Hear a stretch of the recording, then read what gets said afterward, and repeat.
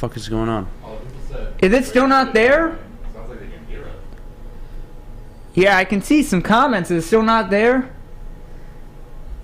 I didn't mess it up for once, at least I don't think. Should we just keep talking? No. Okay. Well, I see it live. Oh, there we go. Here, let's go. We're back. Morning Woodward Show on a fabulous Monday. We've got plenty to talk about. Sorry, we're having some technical difficulties. Fish is in the booth, and we're getting that sorted out for you guys. But in the meantime, it is Fish's final week here at Woodward Sports. God. So as much as we may be frustrated, Thank fucking God. we're willing to give him the benefit of the doubt today. We got to give him a free pass this week. He cannot do no wrong. I'm not giving this him the week. benefit of No, the I doubt for don't shit. need a free pass. He can do whatever he wants. Are you taking Jesus accountability? Fucking Christ. No, he's not. D-Mac will Good be morning, proud. everybody. D-Mac will be proud of you. Good morning. Jesus Christ. That's what we're doing today, Fish? What? I don't know what's going on. I know you don't know. You're going to end up killing me. You and Westfall, this is your final week, both of you. I mean, Unbelievable. Look, I Unbelievable. started whatever you saw. I started whatever I'm supposed to start. It so just didn't want to frustrating. work. Just shut the hell up. I'd love to. Shut the hell up. Hold on, before I shut up for the day, did you watch some good soccer yesterday? I did not. What happened? Well, you missed the EFL, the Carabao Cup, yesterday. Did you know? No. Okay.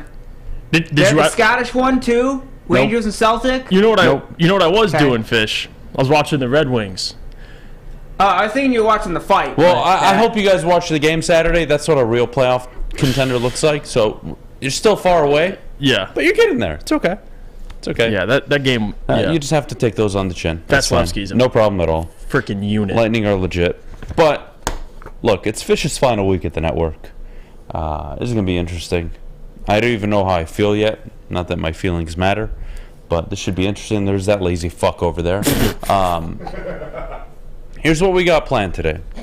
8:30, mock drafts as always for all of you. We'll go over your mock drafts. 8:45, if you spent any time over the last week watching 5 minutes of this, shame on you. What that is, I'll explain at 8:45. 9 o'clock, of course, Jeff and I's mock draft Mondays. How can you not? 9 o'clock coming up. I'll give out mine. 9:15, Jeff will release his. 9:30, the NFL proposes a reviewable pass interference, or excuse me, reviewable roughing the passer. Oh wow. Horrible idea. Can't wait to get into this one. that one. But we'll start with the Chicago Bears, since that's breaking news this morning. Yeah. The Chicago Bears are looking to not only shop the number 1 overall pick, but it looks like there are a few very interested teams. And I think we had this conversation Friday. Well, Adam, what do you really do with Justin Fields, right? You know, you joke about his ability to throw the ball, but in reality, I think we all know he hasn't been given the best offensive line, wide receivers. His stupid GM spent a first-round pick, basically, on Chase Claypool. You know, tough times right now. But you can't go out and draft another quarterback. You just can't. You got to see this through, just like Miami currently is seeing through Tua Tagovailoa. Yeah. Remember they drafted Jalen Waddle instead of Penisel, and the world was freaking out. It was like, no. They're trying to figure out if they have a quarterback or not. This is the right move. You got to give them weapons. Yeah. So I look at Chicago. They're going to trade back. Who's moving up?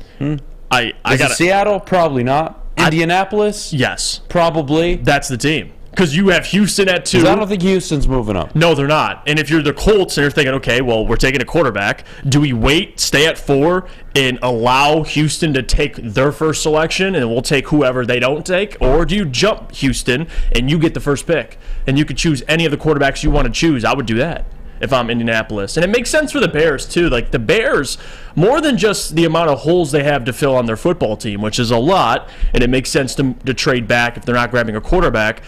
But the other thing is, Adam, even if, okay, let's say they trade back, they get more assets, they're able to address more holes. If they suck this year, guess what? You got Drake May and Caleb Williams coming out next year. So it's really a win-win for them as well. I mean, you can take a Jalen Carter or Will Anderson, and if Justin Fields is as bad as some people think he is, then next year you'll have another opportunity. So this makes the most sense. I don't think it changes anything for the Lions because if you think about it, even if the Bears stayed still and they took Jalen Carter, and the Colts took a quarterback, you're just swapping picks. I don't think this means someone was going to fall to the Lions or anything like that. But we'll see. The only thing it would change is if a team behind the Lions that's looking for a quarterback traded up, because then you'd have more quarterbacks go. Maybe a Jalen Carter or Will Anderson would fall to you. But yeah, if the Colts trade up, for example, this doesn't really change anything for the Lions. But it makes sense for them, for the Colts.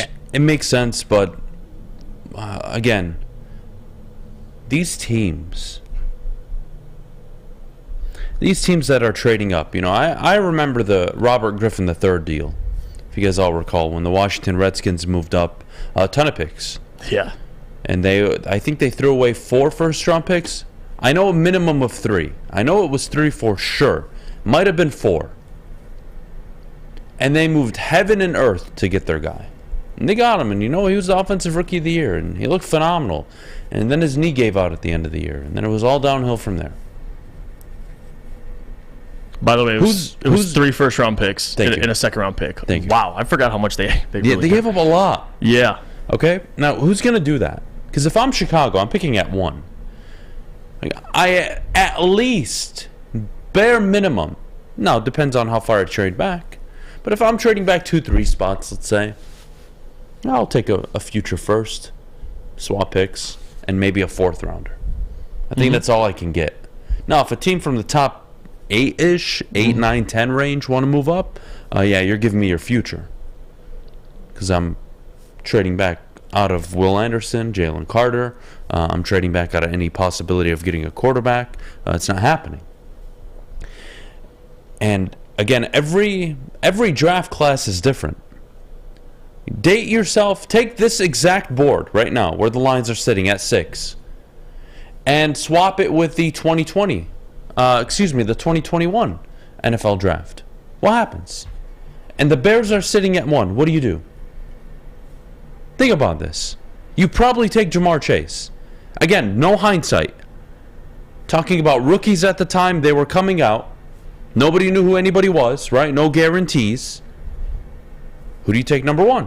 Well, shit, Trevor Lawrence is on the board. So somebody's trading up. Indianapolis giving up 2 first-round picks, maybe 3 then, to trade up for Trevor Lawrence, actually. Unlucky for the Bears, there's no Trevor Lawrence this draft. Unlucky for the Bears, there's no premier wide receiver worthy of a top 10 pick this year. They all came out last year, and they're all coming out the next year. Sorry, Chicago. Sucks to suck. So if I'm Chicago, if I can get at least 1 future first-round pick, I'll take it. But if I'm Indianapolis, I'm Houston, I don't have to give up much. I don't. You know why, Chicago? Because you're taking nobody off my board. Nobody meaning a quarterback. I know you're not taking one. What are you gonna strong arm me? It's giving you multiple picks? Fuck out of here. Go draft a defensive player. He can play in the cold weather with your quarterback. Go. Take him number 1 overall. I'll sit here at 2. I'm getting my guy. I'm getting Bryce Young at 2 no matter what. That's what I would say if I was Houston. Indianapolis, it's a tricky situation, but they can still make it work. Right. So we'll see. Chicago, to me, have to spend a lot of money on that offensive line. And you look at the wide receiver free agency class, it ain't all that great. Not much out there. So, yeah, you're throwing Justin Fields again out there with no weapons. Congratulations. We had this conversation last year. We literally did this last year. After the draft, we made fun of the Chicago Bears. Why? Because they spent an entire draft on defensive players and didn't address the offensive line, I believe, until the 4th round last year.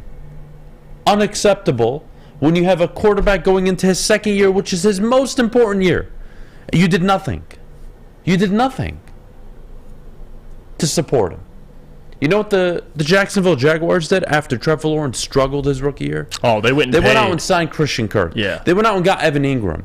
They went and drafted a few players. Zay Jones. Excuse me. Yeah. That's what you do when you believe you have a franchise quarterback. You give him every opportunity to succeed. Calvin Ridley. And now they just got Calvin, yeah. That's what you do when you have a quarterback. So I have no idea what's going on in Chicago. The Lions did it in like 2 years. They drafted Amon-Ra St. Brown. They followed up with Jameson. They signed DJ Chark. They got their wide receiver core together pretty quickly. I mean, it doesn't take that. It shouldn't take that long. Left. You could say left tackle if you want, but quarterback, left tackle. Yeah. Pass rusher, wide receiver. 4 most important positions in football. The Bears have none of the 4. And you have a question mark at quarterback because you don't know if he's the franchise guy yet.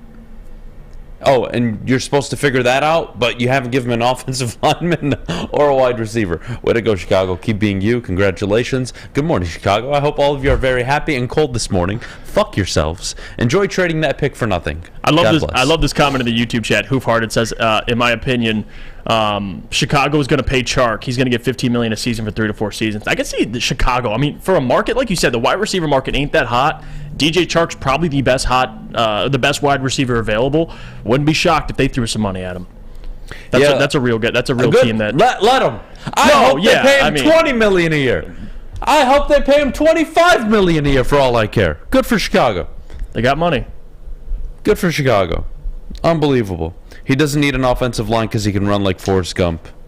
Well, he runs like Forrest Gump because he doesn't have an offensive line. Those things go hand in hand sometimes. I'll never understand how some teams operate and manage their football teams. When you have a franchise quarterback you believe in, you move heaven and earth to surround him with the supporting cast he needs. Chicago hasn't done that. Oh, and now they're sitting there talking about trading the number 1 overall pick. All right, fine. You believe in Justin Fields. What are you going to do to bring? What, you going to reach at pick 7, pick 8, draft Quentin Johnston? Woohoo! I bet Justin Fields will be doing jumping jacks. Let's take a break. When we get back, Jalen Ramsey officially will be traded. Now, where? Who? For what? That's the conversation coming up next. The Lions, though, coming out among one of the 3-4 favorites to land Jalen Ramsey's services. I think it's Miami that should be the favorite per Vegas, but I don't give a damn. The Lions have a chance, apparently. Let's talk about that next, but before we go, I got to tell you about my good friends over at Planet Fitness. Sign up today, $10 a month. What are you waiting for, huh? Now is the best time to join Planet Fitness. Planet Fitness is home of the judgment-free zone, where you can work out in a non-intimidating, judgment-free atmosphere. Get there, $10 a month. Your fitness is essential. Sign up by visiting in-store or by going to planetfitness.com. At work and at home, we're there with smarter security solutions. Featuring complete automation with customized alerts and more. For over 90 years, we've been the company that's been counted on to protect what matters most, all with personalized service and care. Right now, for a limited time, receive a free video device plus free installation with a new home system. Guardian Alarm. We protect Michigan.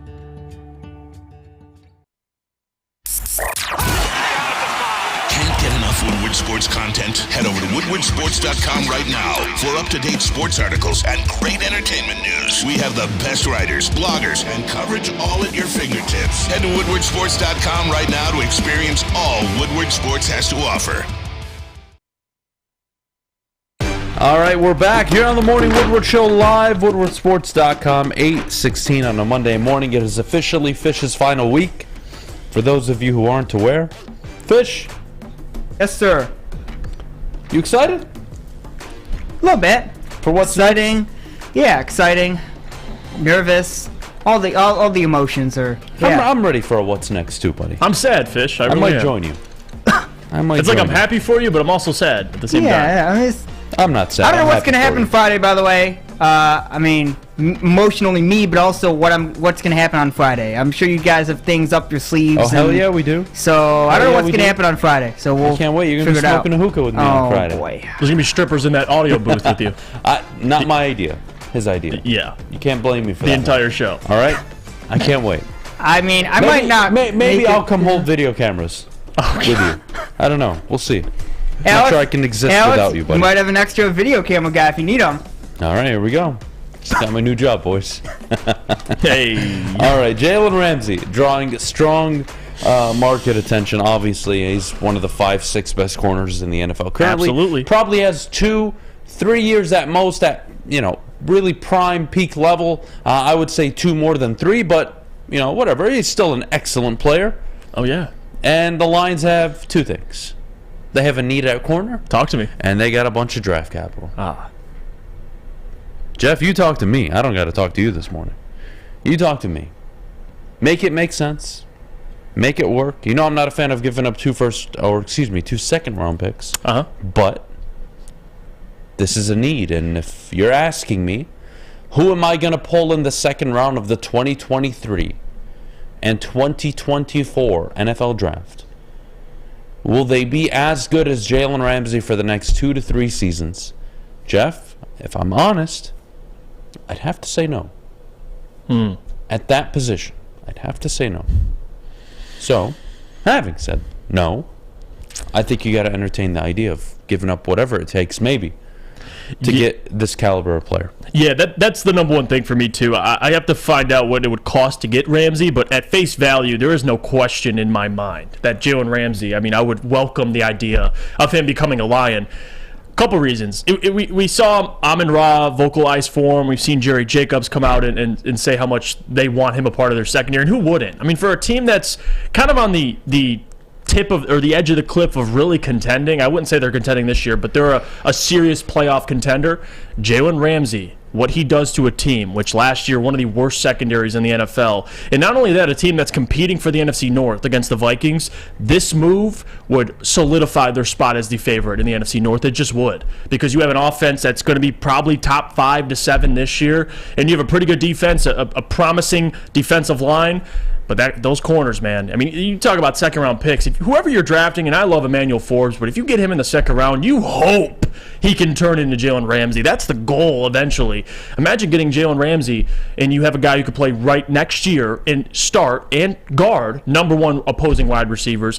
We talk about the most important positions in football. Corner is a top 4 to 5 position in football. You need corners. This is why they're getting some of the highest paid. Jalen Ramsey makes a lot of money, but I'm comfortable paying that money, because if you look around and you look who you're paying on your team, most of these guys won't be up for contract over the next couple years. Jalen Ramsey only has his contracts like 2 or 3 years long, and then you can decide if you want to extend him or trade him again, or just let him go, whatever the case may be. But if you can get 2 or 3 good years out of Jalen Ramsey, it's worth it, because whether you're in the playoffs or playing in big regular season games, to have a guy like Jalen Ramsey, say what you want about the mentality. I mean, I could care less. Go ask Jared Goff. He played with them. Go ask his teammates. They like playing with him. Go ask coaches.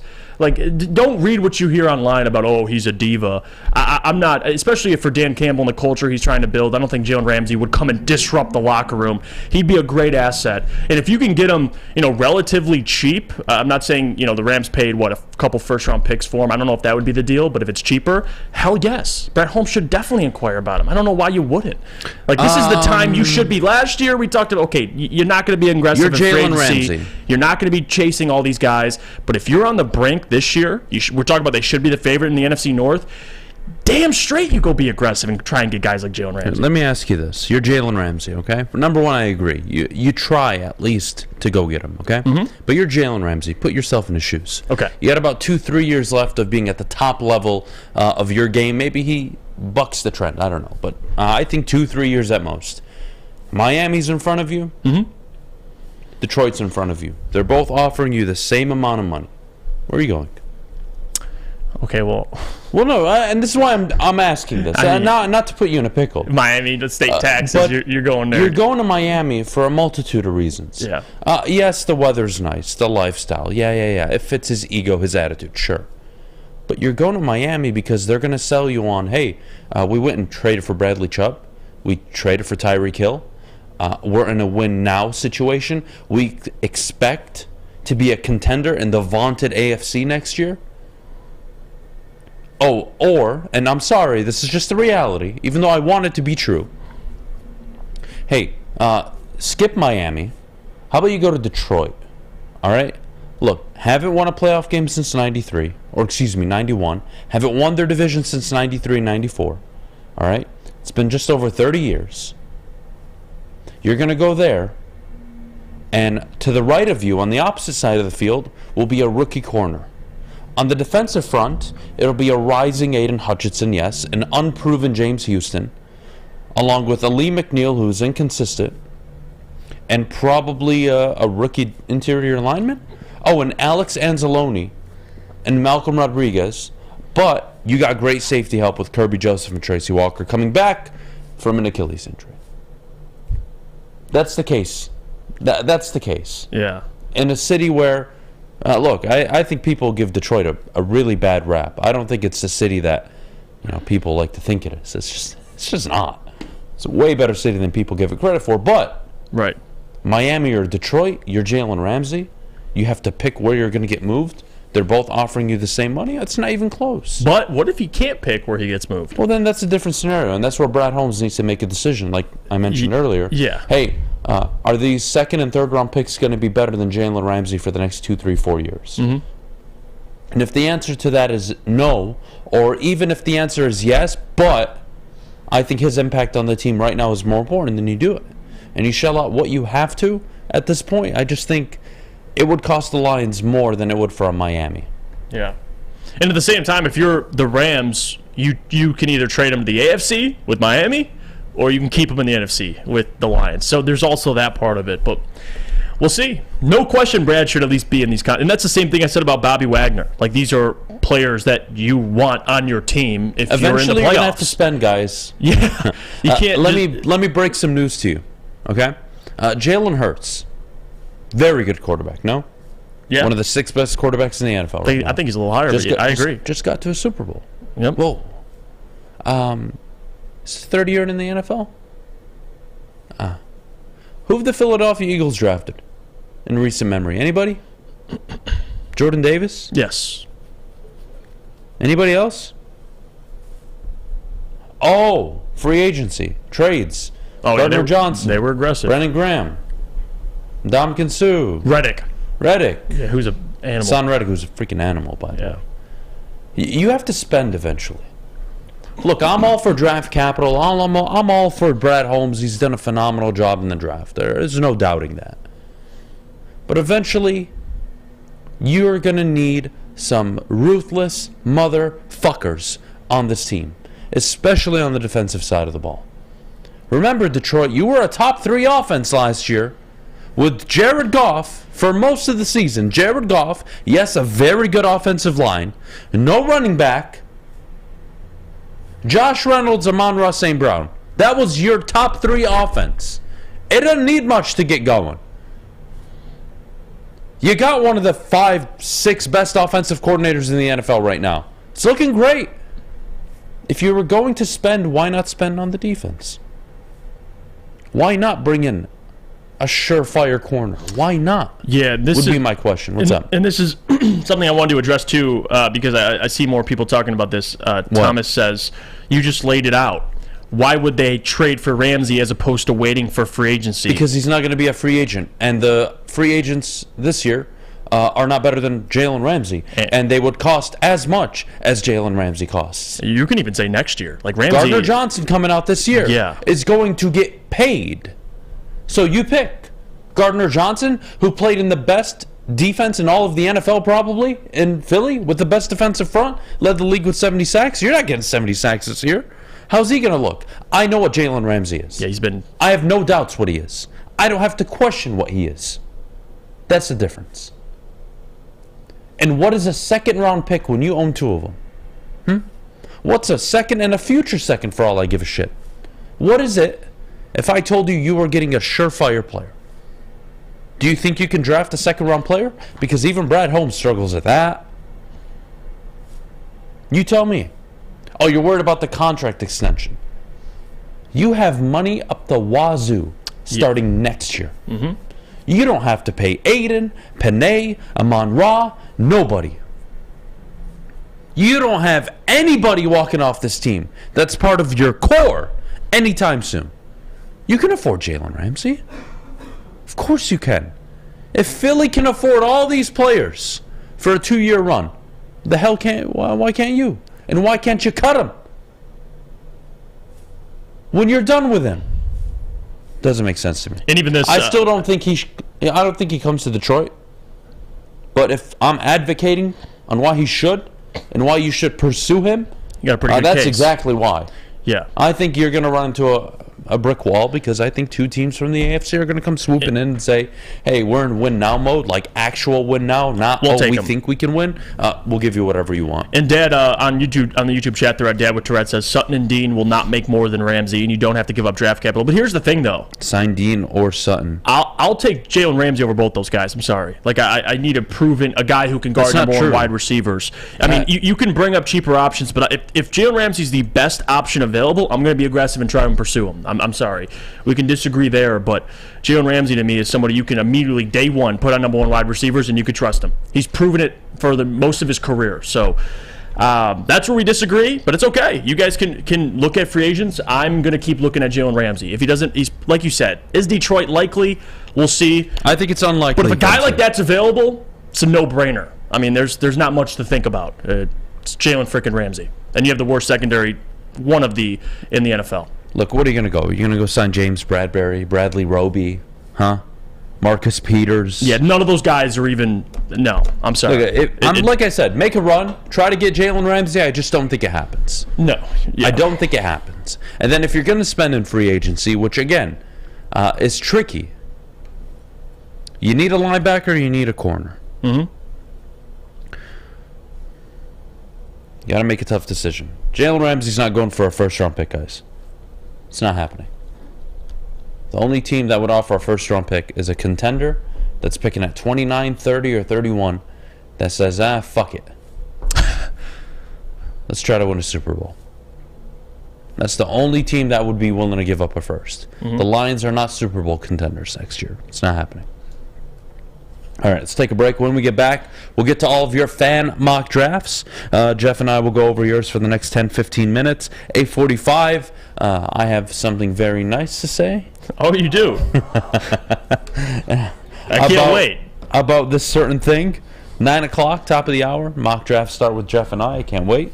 But before we go, I got to tell you about my good friends over at Cousins Maine Lobster. What are you waiting for? Try out Cousins Maine Lobster today. Scan the QR code. Go to cousinsmainelobster.com. Scan the QR code and find out where their food trucks are and give them a try. I'm a fan of the lobster tacos. The bisque soup is good, but man, that clam chowder soup is 10 out of 10. So what are you waiting for? Give them a try. cousinsmainelobster.com.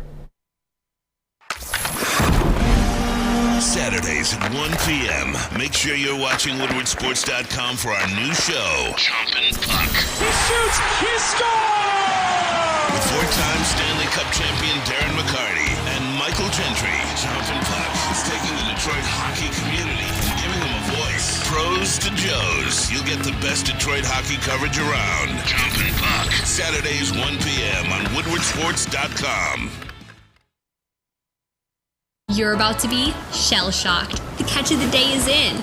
Big Boy Seafood Fest is officially back. Join us for some of your favorites like our popcorn shrimp and pike perch platters and our classic fish and chips. This year, we've reeled in some fresh catches like our shrimp Alfredo, shrimp stir-fry, and our fish sandwich. And especially, don't forget about our all-you-can-eat Friday night fish fry buffet. Every day is a fish fry at Big Boy.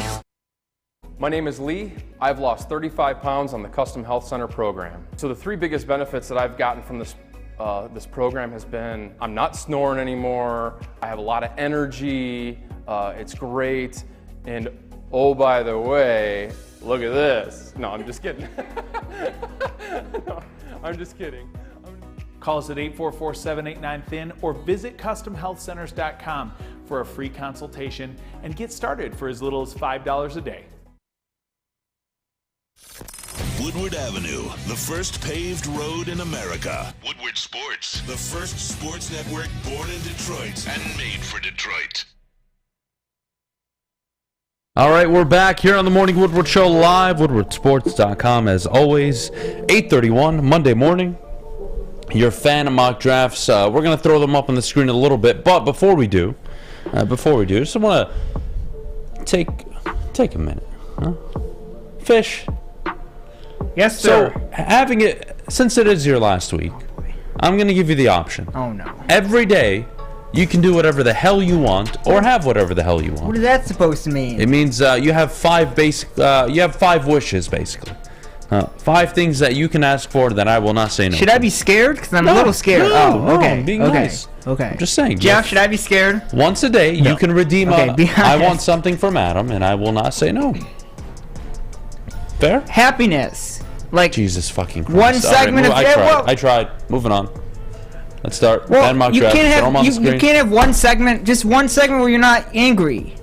Oh, wow. Look at that. You sound like my wife. Let's throw up the first fan mock. Well, I'm just trying to help you because people say you have anger issues, and I want people to know that you don't have any anger issues. I know I do. I know I do.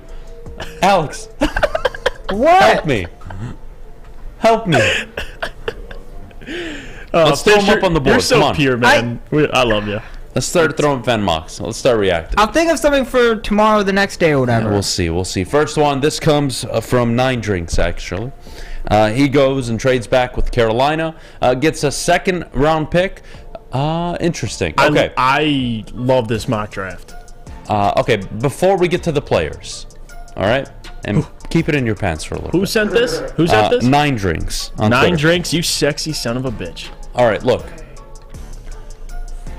I made a trade as well, but to me, I'm willing to move off one of those 2nd round picks to secure maybe a better haul, if that makes sense.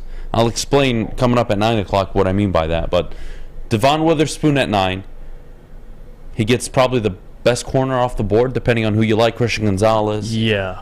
But it's really between Witherspoon and Gonzalez at this point. You trade back 3 spots and still get, your guy, essentially. I'm shocked. Yeah, it's good. That Kalijah Kancey's there at 18. And then you get Kalijah at 18, but look at that, you double up, you get Emmanuel Forbes at 39.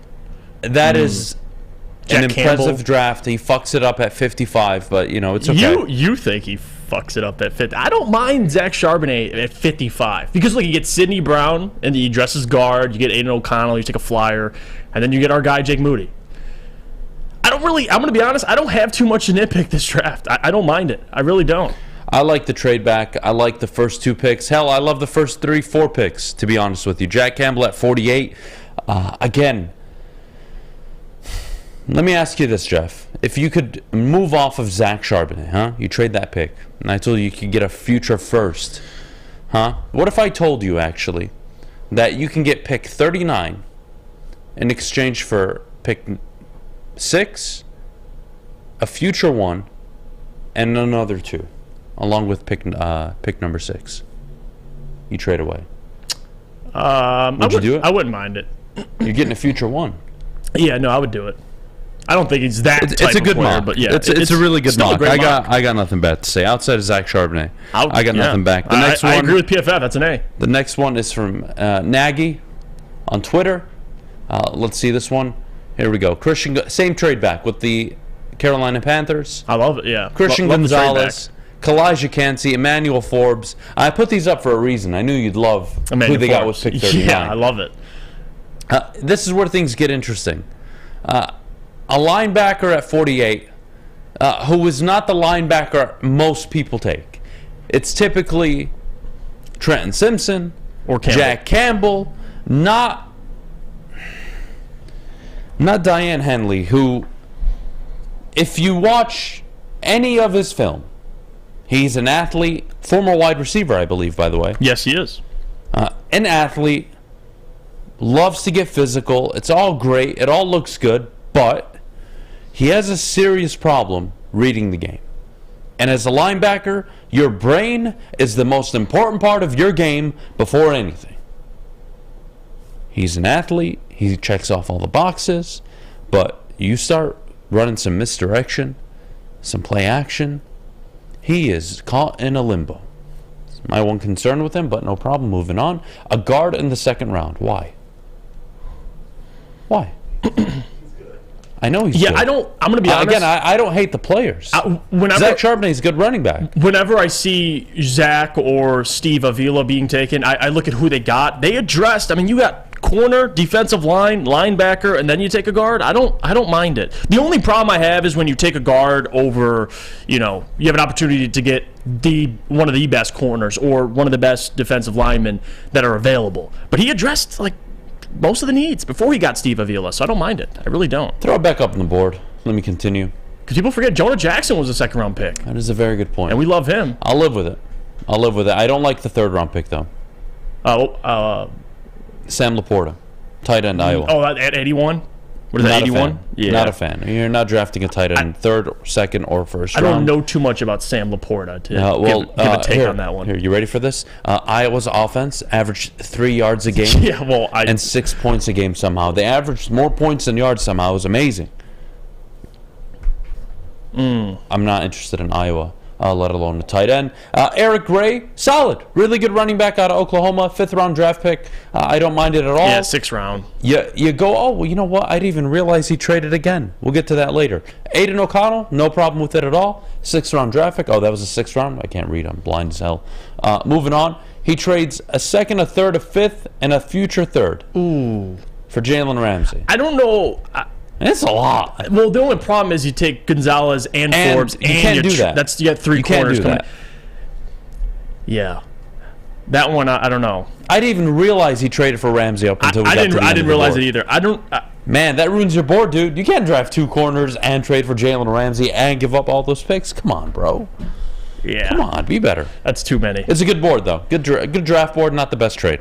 Unless you're doing.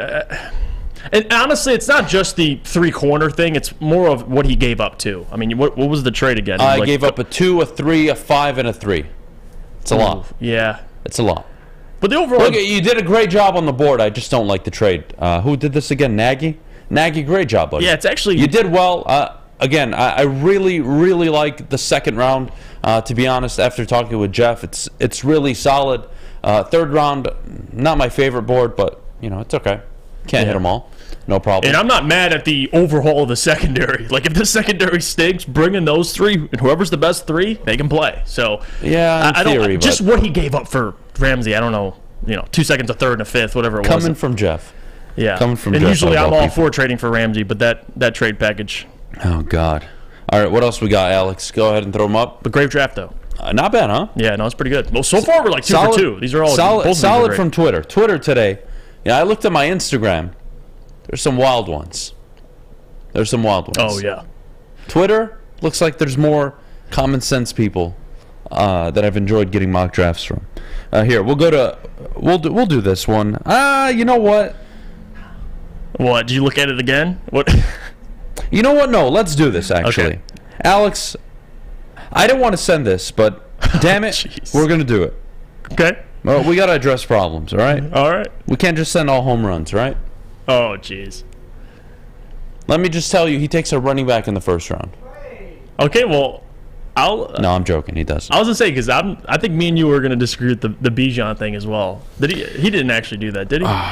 Huh? He didn't take a running back the 1st round, did No. he? I'm just messing. He trades back like everybody else. Goes to Atlanta, snatches Devon Witherspoon, Kalijah Kancey, who, by the way, all of you, if you send me any board, by the way, heads up, you send me anything with Kalijah Kancey and a corner at pick 6, 9, 8, if you trade back, and 18, you're getting an A+ from me right away. You've all found a way to my heart. Jack Campbell at 48, solid pick. The best pass cover linebacker coming out in this draft among all Power 5 schools. Jeff, what the fuck? Why a tight end? Why? Well, why? Why'd you ruin it? Why'd you ruin it, Motorcade? You were doing so good, buddy. Yeah, well, Carl Brooks, that's a reach. That's a guy with talent, quote, talent, that will probably never live up to anything more than a rotational edge rusher in the NFL. Deuce Vaughn, by the way, solid. 5th round, I don't mind it, but this is where I have a problem. He drafted 2 running backs. I don't get it. Like, you don't need 2 running backs. Stop. Deuce Vaughn. Drafting Dorian Thompson-Robinson at running back. It's unnecessary. He's undersized for a running back. He's too skinny. I wouldn't do it. You're taking a flyer in the 6th. I don't mind it. Now, you got Deuce Vaughn in the 5th. My problem, too, I guess it isn't really a problem. I actually kind of like it. Well, you get the future first from Atlanta, which, kudos to you. That's a great trade. You get Jalen Ramsey for only 2 seconds, and then you get a 5th. So that's more of in the ballpark of what I'm thinking of, trading for Ramsey. That sounds great. Not in love with Carl Brooks or Sam Laporta, but I do like his first 3 picks. So Overall, I think three I'd give picks him a are B. very solid. I don't like round three at all, actually. I don't think it's good. What I do like is, again, you're going to have to draft a running back, guys. Get used to it. 5th, 6th round, you're going to have to do it. Yeah. And yes, Adam, why are you mad he drafted a tight end? I'll tell you why. Because when your general manager comes out and trades TJ Hawkinson, your quarterback somehow on a 10-game stretch throws 18 touchdowns and 1 interception. With the current tight ends he has, I don't need another tight end. I don't need to draft one. Yes, the Lions will be fine with Shane Zylstra and Brock Wright. Shockingly, I know, right? I don't have a problem. You want to take a chance on Darnell Washington out of Georgia? Use that second round pick? All right, fine, but it's not going to move me in any direction. That's a top 5 offense. I'm not worried. Yeah, That's a top 5 offense adding Jameson Williams next year. I'm not worried. Go find a running back in case DeAndre Swift gets hurt again. And the rest plays itself out. Hell, take a guard in the 2nd round like the other guy did. Mm-hmm. No problem. But don't sit there and sell me on a tight end in the 3rd round. Waste of a pick. Yeah, and the whole tight end thing, I go back and forth with, because you're right, it isn't a position you're actively seeking for. But again, I mean, people always say, well, we have tight ends. Yeah, I mean, Brock Wright's nice. He's a nice tight end. You have James Mitchell. You have Zylstra. Those guys are nice. But you look at some of the best tight ends right now in the league. You talk about them being a luxury. They're all mostly 2nd, 3rd, 4th round picks. So I don't mind taking a flyer on somebody. I'd have to like them, though. I don't know Sam Laporta to say, love it. You know, I love Dalton Kincaid, but he's gonna be gone before that. And I don't think you take a tight end in the 2nd round. So you're probably right. They're probably all for just avoiding a tight end, unless you get Darnell Washington. But again, I don't hate the tight end picks, in the middle of the draft, as long as it depends on who's there and who are you taking him over. That's the real question. Fair enough. We'll take a break. When we get back, I want to spend some time talking about things you should and shouldn't do. Things you should and shouldn't spend your time on, whether it's watching, attending an event. There are some events that are happening in Detroit right now that I think are worthy of talking about. I'm going to chime in on it, too. I can't wait.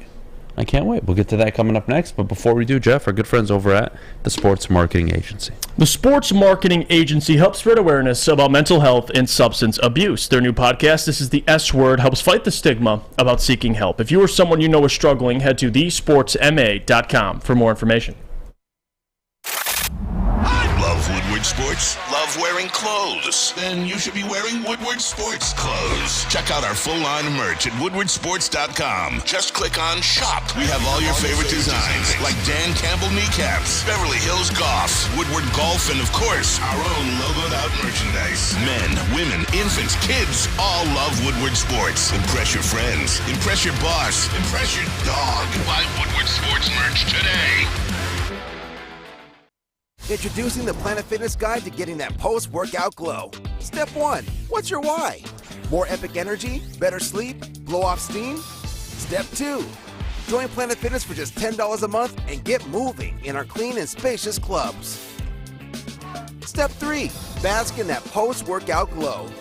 Join Planet Fitness today for just $10 a month. Join today at any of the 50-plus Detroit area locations.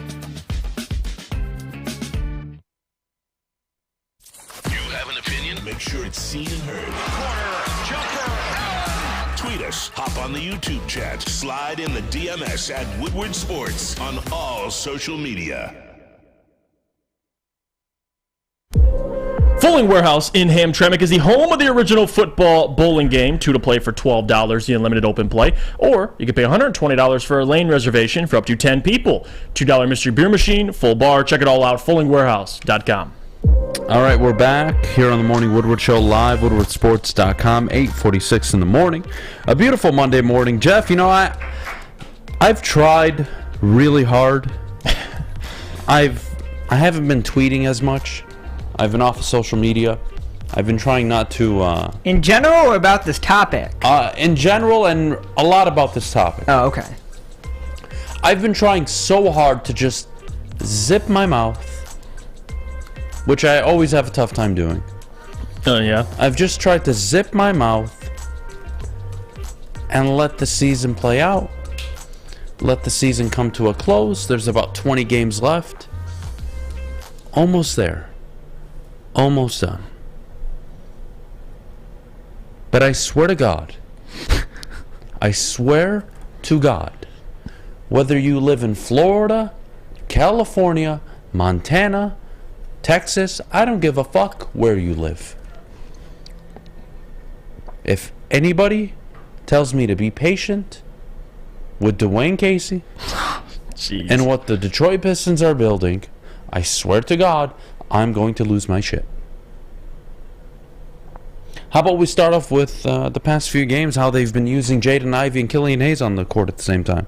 That's been fun with James Wiseman and Jalen Duren. It hasn't impacted Duren at all, right? Yeah, no, not one bit. Not one bit. It's so important that James Wiseman gets the minutes he's getting with Isaiah Stewart and Jalen Duren. It's so important watching this team in their rotations. Corey Joseph, minutes keep going up. Hamidou Diallo, minutes keep going up. At this point, I swear to God, I don't even watch the Pistons anymore. I don't encourage any of you to watch them until next season. This is a joke. They not only suck, Jeff.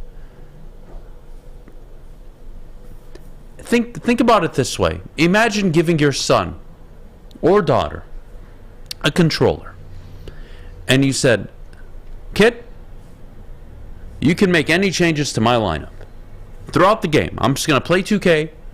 I'll give you my controller every time out. You can put in whoever you want." That's exactly what's going on with the Pistons. I have no idea anymore. And I've had no idea all season. I mean, nothing's new. What I'm telling you now, it's nothing you haven't heard before. Mm-hmm.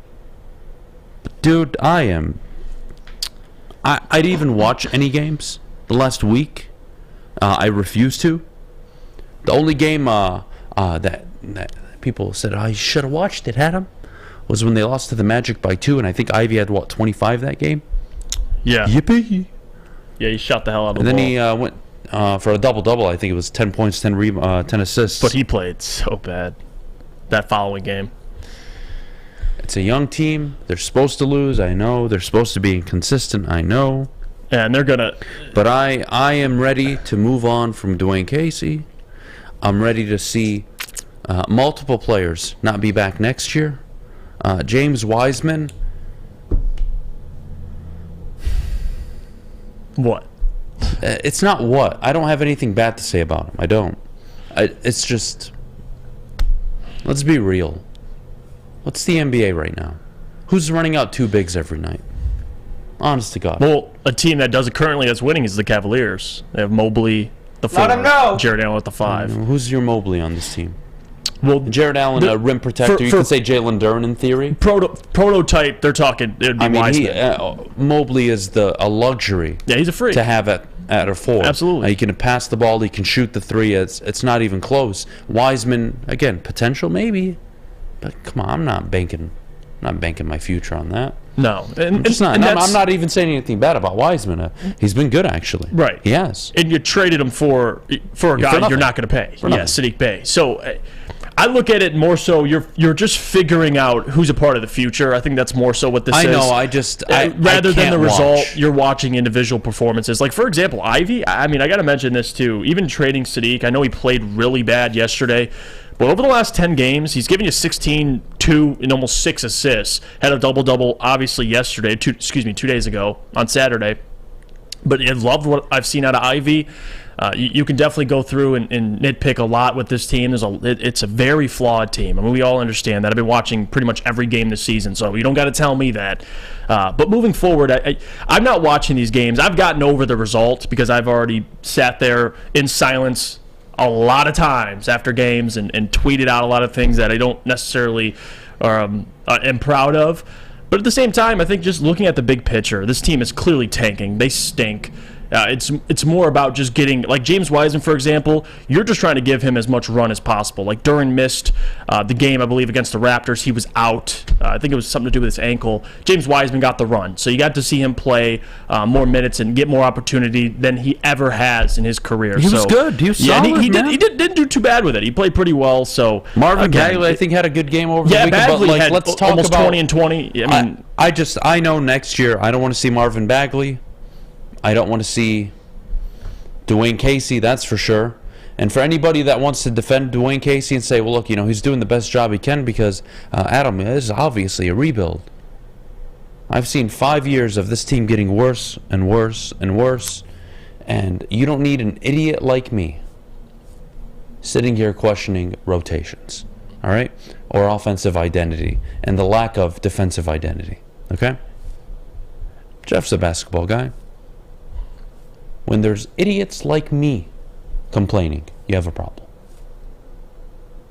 I know they're not a contender. I know they were only supposed to win 30 games at most this year. That doesn't give you an excuse to suck that badly and make that many decisions that are just so wrong. And I think on the flip side, what Brandon Katz just said I agree with him 100%. He says the worst place to be in the NBA is where the Bulls are. That's why we not tanking, but not contending. That's why we hated the Russell Westbrook deal. Because he would have came here, you'd be an 8-9 seed, you get knocked out in the play-in or in the first round, you get swept, and you're a nobody. At least now, I can think 2 years, 3 years from now. Right. I can think maybe I have 2 star players in my backcourt. And maybe I have a number 5 that's one of the 5-6 best in the NBA at his position. And then maybe I can build a roster around them that have, defensive players and guys that can shoot the 3 ball and make space. All right, now we're talking. I know that's 2-3 years down the road. And that's the shitty part.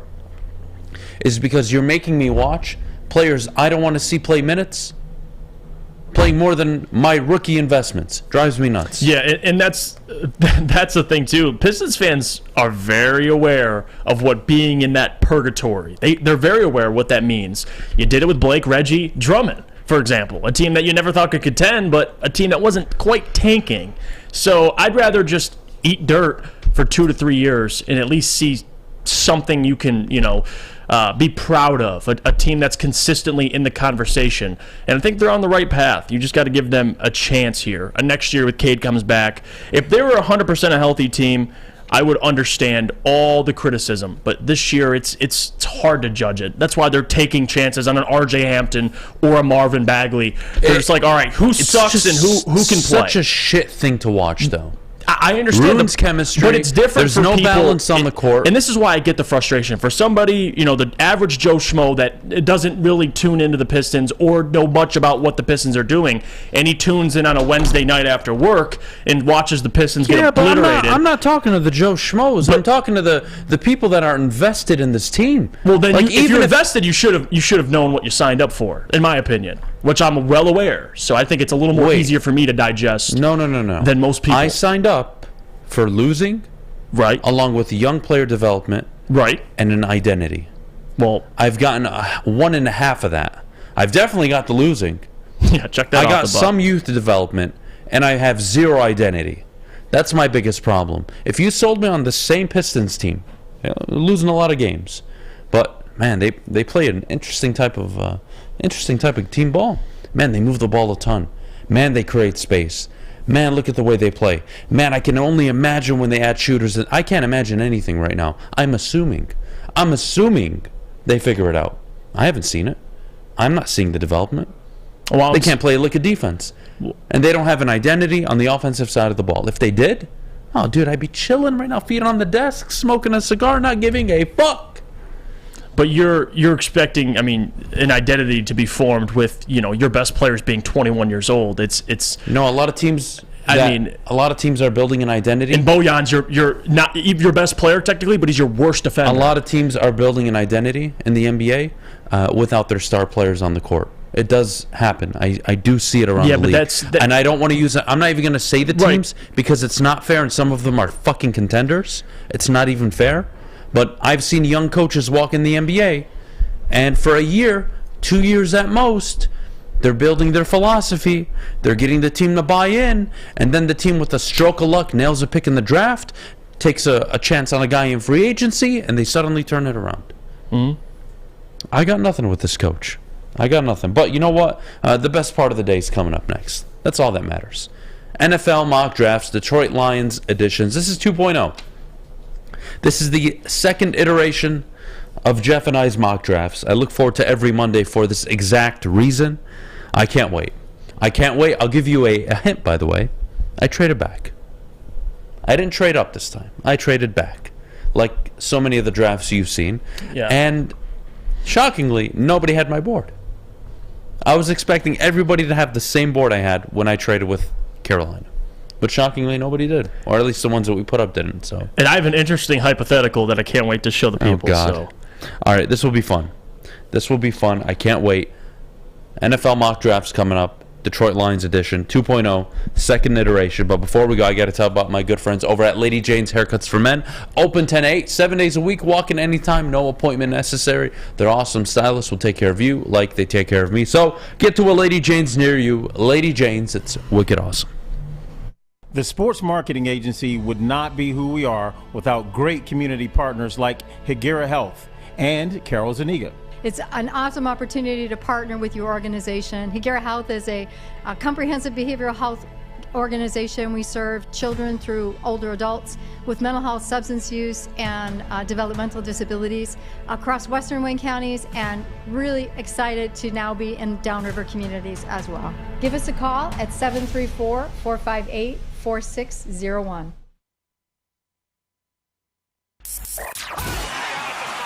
Three NBA championships. Detroit fans were there. 11 Stanley Cups. Detroit fans were there. 4 World Series wins. Detroit fans were there. And that one Lions playoff win in 1991? Yeah, Detroit fans were there. Woodward Sports, where the fans are. All right, we're back here on the Morning Woodward Show live at woodwardsports.com. Fish, let me ask you something, buddy. Okay. Are you a fan of hypotheticals? Yeah.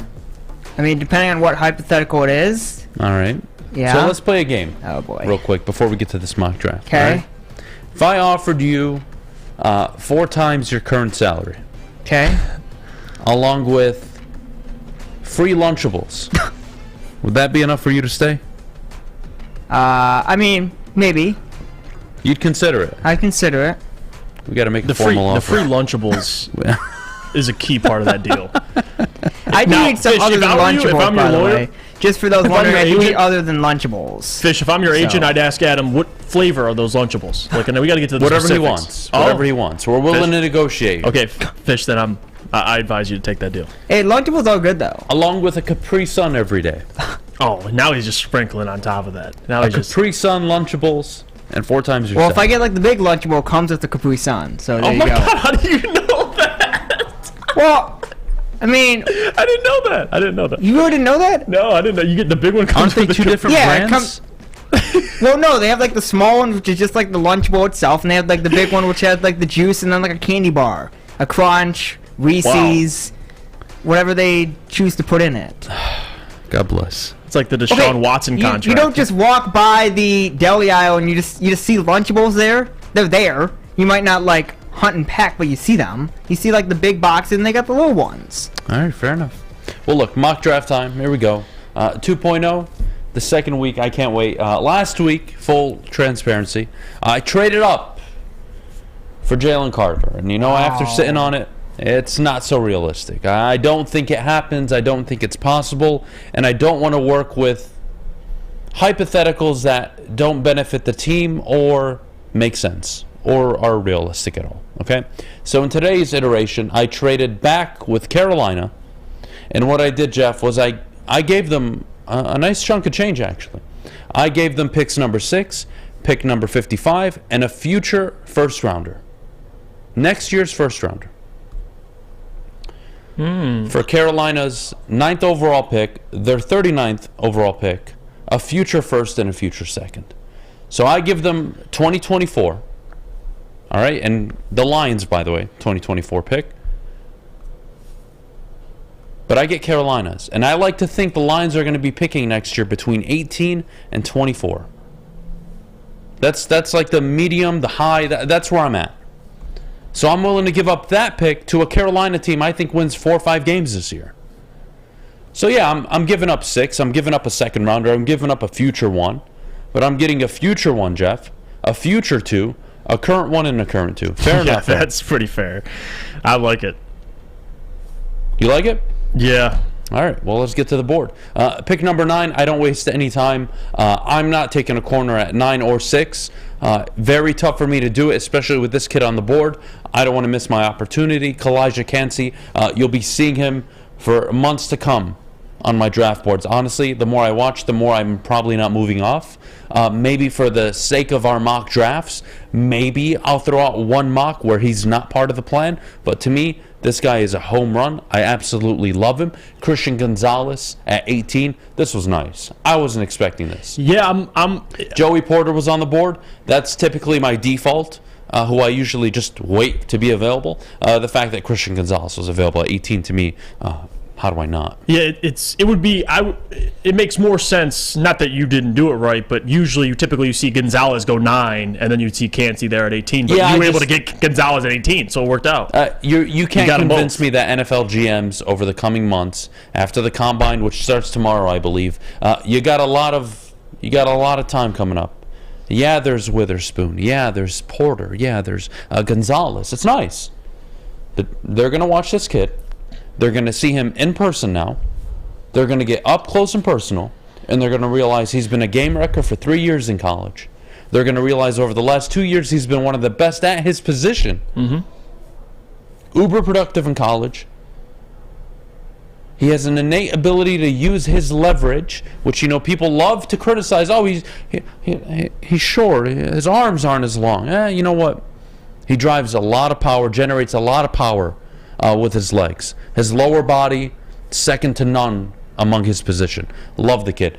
Pick 39, you love this. Oh, I know no question. This is what made me... I knew you. I drafted him because of you. Yeah. I didn't want to do it. Well, you swayed My me. mouse was moving left and right. I was scrolling up and down, and it was fidgeting. It's like, Jeff would love this. I was there with you. How do I not? How do I not? You nailed it. And you still got Jack Campbell at 48, Absolutely. so. Emmanuel Forbes, we shore up the position. Again, this board is based on no Jalen Ramsey. Full disclosure. I would not ever take 2 corners on the pretense that Jalen Ramsey was coming to Detroit. Having said that, moving up, pick 48, Jack Campbell. All right, Jack Campbell, the best cover linebacker among all Power 5 conferences this past season. Look, is he uber athletic? Is he going to blow you away at the combine? No, he's not. But he's got a brain, and he does exactly what I want him to do, which is to drop back into coverage. Does it? Look, Alex Anzalone is nice. Malcolm Rodriguez is a good story. Neither of them are changing this landscape of the Detroit Lions defense. It's just not happening. All right? To me, Jack Campbell, worth a shot in the second round. Third round, depth on the defensive line never hurts. And I know we throw names out there, and we love to throw player comps. I'm not even going to do it with this kid. But what I'm going to say is, for a third-round evaluation, to me, this is a lot of value. This is more value than I even thought I could have gotten in this board. Pick 81, Nick Herbig, out of Wisconsin. Love the kid. A lot of intangibles. Again, not the most consistent player. Won't jump off the screen if you watch his film, but he's got size. He's got ability. Again, third round, I'm adding to my depth. I don't have a problem with it. I already cut Brockers. Am I moving off Aquara? I'd assume so. That's $10 million. How do you not? I'd be shocked if he's on the roster. And if he isn't, well, there you go. There's some depth for you. Yep. We'll go to the 6th round, which, by the way, I'm pretty sure I gave up my 5th round pick somewhere along the way. Yeah. It's not on here. I'm pretty sure I gave it up. I forgot where, what happened, but regardless. Chase Brown, you got to get a running back. To me, him being available at pick 154 was nice. A running back out of Illinois. Very productive his last year in college. I don't care who you guys draft, Tajay Spears, Zach Charbonnet, even though I don't think he should go in the second round, but, whatever, Jeff, I'll leave that to you. You can draft whoever you want. All right? You're going to have to draft a running back. If we can all agree on that, I don't think we're all going to have an issue with any board over the next coming months. I think we all understand DeAndre Swift likely not going to make it a whole season healthy. So why don't you just draft one? You're not losing anything. You saw Pacheco. You saw Tyler Algier go in the late rounds. 5th and 7th round, I believe, this past draft. Take a chance. Chase Brown, 6th round. And then Stetson Bennett. Wow, excuse me. I had the choice. Clayton Tune, Stetson Bennett. And how do I say this without sounding like a jackass?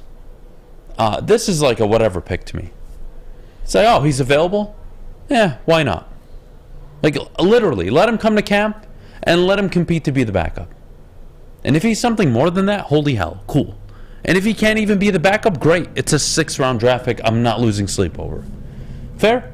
I get a guy that played in big games in college, played for a big program, understands what it takes to be a leader of a locker room that comes with a lot of weight, guys. Not the most impressive pick. It's not the sexiest pick. It's not Hendon Hooker in the 3rd round, but it is a quarterback. And maybe I'm misreading the room. Maybe I am. I like to think the Lions take a chance on a quarterback later on in the draft. Yeah, and not a chance where he's gonna compete with Jared Goff. Nobody's competing with Jared Goff this year. Nobody. No, and Stenson's not coming for his job or anything like that. So to me, he's coming to be a backup. Right. And if he is, great. And if he isn't, great. No problem. I didn't lose anything. Fair? What do you think? No, I actually don't mind it. I think the only thing you can probably nitpick is, but it's your flavor. I don't mind quarterback in the 6th round. Maybe you could have looked at a guard, but at the end of the day, I don't think it matters. I loved all the other draft picks, though. I don't mind it. I need to know about. I need to learn more about Nick out of Wisconsin. I know he had 11 sacks this year, Herbig. But other than that, I know most of the players. I like Emmanuel Forbes. Checks it for me. What did PFF give you? What was the grade? PFF gave me an A. I'm pretty sure. You can throw it up full screen, Alex, if you don't mind. Yeah, I don't hate it. I really don't. And you made a move. You trade. So, full disclosure, by the way, Chase Brown, in every mock I've ever done, by the way, in my life. Yeah, you got him in the 6th round? He was never available. He was never available. Or, I might have messed this up, actually. I think that's a typo. That might be round 5, by the way. That's where my 5th round pick went. I think that's a typo on the screen. So you actually got Chase in the 5th round? That's the only... Here, let me double check. That's the only way that makes sense. Either way, I think it's great value. I mean, 5th or 6th round, Chase Brown was, PFF gave me an A. What do you guys give me? Give me grades. Drop your grades in the chat. I would say B plus A minus. I'd give you an A minus. I like it. What'd you think about round 3? Round 3, it was kind of like... I'm a little iffy on I don't know much about him to give you an actual. Well, I'm not asking about the player. The idea of drafting an edge. I don't hate it. I think taking an edge rusher. I did this in my last one, but it was Zach Harrison, and I said, hey, this is probably not going to work, but he's got insane potential, high upside, but a really, really, really low floor. Herbig, a much more polished player coming out of college, much older, much more NFL ready. So overall, I like my board. I liked it better than last week's, to be honest with you. This to me is more realistic. I got a future one. To me, that made this whole draft. Yes, I had to give up a 2nd round pick. Yes, I had to give up a future one. But who am I banking on having a better 1st round pick next year? The Lions or the Panthers? Pretty sure the Panthers are going to have a worse record than the Lions. So sign me up. Just my 2 cents. That's my 2 cents. You get Kalijah Kancey at 9. You get 2 corners back-to-back at 18 and 39 with Gonzalez and Forbes. Jack Campbell at pick 48. Nick Herbig at pick 81 on the edge. Chase Brown, I'm pretty sure that was a 5th round pick. I'm pretty sure that's a typo. Either way, because there's no way he's in the 6th round. There's no way. But regardless, I have to look at my laptop. Anyways, Stetson Bennett, round 6. Take a chance on a quarterback. I don't think anybody's going to be upset with that. But to me, I want my players that I want. Kalijah Kancey is a want. Gonzalez was nice. I wasn't expecting him, to be honest with you. And then Emmanuel Forbes at pick 39. I moved 55 for this exact reason. I knew if I sent 55 in a future one, I could get 39 in a future one. and trade back 3 spots. I thought it made sense. I went with it. Here we go. Overall, B+, A-. Yeah, I give you an A-. I like it. Not bad. I didn't do a trade in a lot mine. of B's, a lot of B- and B's. First 3 picks were great. Replace Herbig, with Harrison, and it would be an A for me, says Evans. Zach Harrison reminds me a lot of James Houston. Insane potential. You just don't know if it's going to work. That's why I didn't do it this time. Because I'm taking a chance on a high potential guy in Christian Gonzalez. I'd like to get a few just guys. Not everybody on this list is going to be a Pro Bowler. It'd be nice. It's just not reality. To be honest with you, of all these picks, if only 2 of them worked and they were high-level players, I'd be very happy. All I want is 2 high-level players, and of course I hope it's between Cansey, Forbes, and Gonzalez. But if Jack Campbell ends up being a serviceable linebacker, maybe better than average, nice. If Herbig can be a solid contributor, give me 30% snaps on the defensive side of the ball, great. Give Aiden a rest, Houston a rest, whoever they put on the edge a rest, no problem. No problem. Would you still draft Forbes if the rumors are true? A 4.6 40? Yeah, I would. 40s are overrated for corners. The most important aspect about a corner: 1, mentality; 2, ability to turn your hips; 3, physicality; and 4, how do I explain this? When I say mentality, I mean they don't waver quickly, right? They're very strong-willed. The 4th part of this is they believe in them. Not only they believe in themselves, but they have an understanding of the game. Like, you just have to have X amount of instincts to play safety well, to play corner well. It's not just a physical specimen. No, that's not how it works. You got to be so smart. You got to be so courageous, because you're going to get beat. It's just the NFL. It's how it works. You're going to get beat. Can you be physical? And can you turn your hips? Because that'll be the difference between you being beat on a slant, on an out route. It'll be the difference for everything. I'm not going to get caught up in Emmanuel Forbes running a 4.6, Jeff. It's not going to stop me. If anything good, let him drop. I'll get him at 48. Yeah, it's just rumors anyway. I mean, we'll wait till the draft, but I agree with you. I do. But now it's time for me to show my mock draft. I can't wait. Let's take a break. We'll get to Jeff's mock draft coming up in just a minute. But before we go, Jeff, our good friends over at Cintron. Cintron World is an aspirational lifestyle beverage brand with a line of sparkling flavored energy beverages and premium bottled water. Cintron is fashionable, functional, and fun. If you're looking for premium ingredients, long-lasting energy, balanced hydration, essential vitamins, and great taste, Cintron is your top choice. Buy online at drinkcintron.com. Cintron is also available at Amazon. You don't have to go to the beach, man. You don't have to get your butt crack full of sand. You just need a little chili peppers, man, to get that glowing beach chili peppers tan. Woo! With 26 locations in the Metro Detroit area and more coming, Chili Peppers Tanning is where you'll find the cleanest salons in the D. Join the Pepper Club for the best deals on unlimited tanning. Head to chilipepperstanning.com. You just need a little chili peppers, man. We don't like to brag that we are the toughest sports network in Detroit, but we do have a guy named Darren McCarty on our side. Lemieux and McCarty, who've had a good knockdown drag up. There they go, right on the whistle, baby, talking to one another. Woodward Sports. At Alta, uptime matters. Alta Equipment has everything you need to get the job done. If you have a big project coming up, Alta Rent has you covered. Call them today, 844-GO-TO-ALTA. That's 844-GO-TO-ALTA today. All right, we're back here on the Morning Woodward Show, live, woodwardsports.com. You know, we were talking about this during the break. Guys, I think we need to understand, what do players do well, right?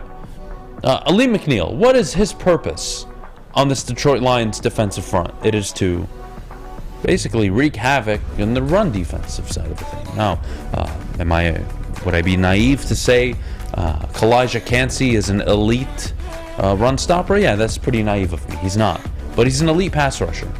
And the dynamic he offers by having a pass rush threat on the interior, where you've lined up Aiden Hutchinson at times, you have a problem. But let's get to Jeff's mock draft. Jeff, last time you did this, you had Hendon Hooker, I believe, in the 3rd round. Yes. You had taken... I took Witherspoon at 6. You took Witherspoon at 6. Yep. You took... Who at 18? I forget. Bijan Robinson, didn't you? No. No, I took an edge. I think it was Miles Murphy. You took Miles Murphy. That's exactly who you took. 2nd round, you took Emmanuel Forbes, so you were very happy with doubling up on corners. And then Zach Charbonnet was pick 55, I believe. That was your exact board. Okay, let's see what you did this time. So I didn't trade back in this one either. I stayed at 6, and I'll explain my thought process to you. I'll explain my thought process to you. I'm going to shut the fuck up. I didn't trade back. I'm sitting there at 6, and who's available to me is Devin Witherspoon or C.J. Stroud, and I wasn't going to trade back. So I'm thinking to myself, okay, if we're investing in a pick at 6, should I just stay here and take a corner because simply I just should do that? Or do I take a chance on the 2nd-rated quarterback in the draft and somebody that, if he's there, you at least have to consider? I went ahead and said, you know what, let's do a hypothetical. We're going to take C.J. Stroud this draft. To invest at a quarterback at 6, this is the Rams pick. This isn't the Lions pick. This is the 2nd first-round pick you got in the Jared Goff trade. You're not going to have one next year. So in my thought process, knowing that Jared's probably going to ask for an extension, and it might be a hefty extension, I at least want some sort of plan. And I got one. C.J. Stroud. He can sit behind Jared Goff. I didn't even have to trade up to get him. I stayed there, took C.J. Stroud. However you feel about him, that's fine. But look what the value I got afterwards. That's the big key. Because you're saying, well, Jeff, we need corners. Hold on. Kalijah Kancey at 18. Fell right in my lap. I didn't think twice. There wasn't really any good corners. Gonzalez, Witherspoon, Joey Porter all went. So I went with Kalijah Kancey at 18. Stayed put at 48. I took Garrett Williams, cornerback out of Syracuse. Pretty good corner, by the way. Wanted to address the position. Didn't trade up to get Emmanuel Forbes. I would, but I didn't want to do any trades in this draft. Just wanted to stay put. 55, clearly Jack Campbell, one of the best, if not the best, cover linebacker in the draft. That's a no-brainer. And then at 81, I took Sidney Brown, a safety, somebody you can just move around the secondary a little bit. Can I stop you there? What's up? Okay, Sidney Brown at 81. Mm-hmm. Why? No, this is not rhetorical. Like I'm asking why, because you're banking in theory on Tracy Walker coming back. I already know what Kirby is. He's my ball hawking safety. You still got to talk to me about Sidney Brown. So you have to re-sign Deshaun Elliott. We'll see if they do. Tracy Walker is going to be your starting safety coming off an Achilles injury. Yep. So you get some insurance there. You get. I like it. That's why. And he's listen, for the 3rd round. We talked about Kirby and one of those guys in the 3rd round you should watch out for. Sidney Brown to me is one of those safeties. Had 6 picks this year. Just a playmaker. Love him. You can move him around, like I said. He's not just strictly a safety. You can use him in the box. You can kind of use him how you use Deshaun a little bit. But again, it's just depth at safety. I like it. Dwayne McBride in the 5th round. Go watch highlights on Dwayne McBride, please. 7 yards per carry at UAB, ultra productive. I mean, the guy, every time he touches the football, he's getting a first down. I get it's at UAB, but still over 6 yards a 5'11", carry. Ridiculous. Yeah, he's for a 5th round draft pick, he's worth a take. And then I took guard Chandler Zavala. Again, this is just depth at guard. You're in the 6th round, and then at 194, this is one of those picks. I just said, you know what? Who's the best player available? I saw Ronnie Bell there. Why not? I mean, he could be your He could be your Cleve Raymond replacement. I don't care. It's just simply depth. So that was my thought process. I know people are going to overreact. I'm not surprised by it. Oh, well, C.J. Stroud this, C.J. Stroud that. Can I talk to you? Please. C.J. Stroud, for all those that dislike him, you're getting the 2nd best rated quarterback in this draft, probably arguably the best deep ball thrower in the draft. And that's not arguably, he is. And you're getting a guy now under contract. Again, people act like this isn't the only. You get this pick because of the Rams. They suck this year. It's a luxury pick. Don't tell me, well, I should just sit there and take a corner because I have to. If we talk about the most important positions in football, quarterback. It's worth taking a swing at 6. I didn't even have to trade up. I stayed put at 6. I'm not taking a corner because simply I have to. I'm taking a chance on CJ Stroud because if he hits, it's going to pay off. So this is my draft. This isn't the final draft, right? We got plenty of more, but it's something I wanted to do. A hypothetical if the Lions took a quarterback, and there you go. CJ Stroud was available, and I took him. So, okay, here. What do you think? I'm not going to murder you for CJ Stroud because I, unlike most people, I see the value not just in CJ Stroud, but in the idea of drafting a quarterback. But to be fair, that's a tough one, man. Drafting Stroud on any board you do, whether you trade back, you get more picks, he falls, it doesn't matter.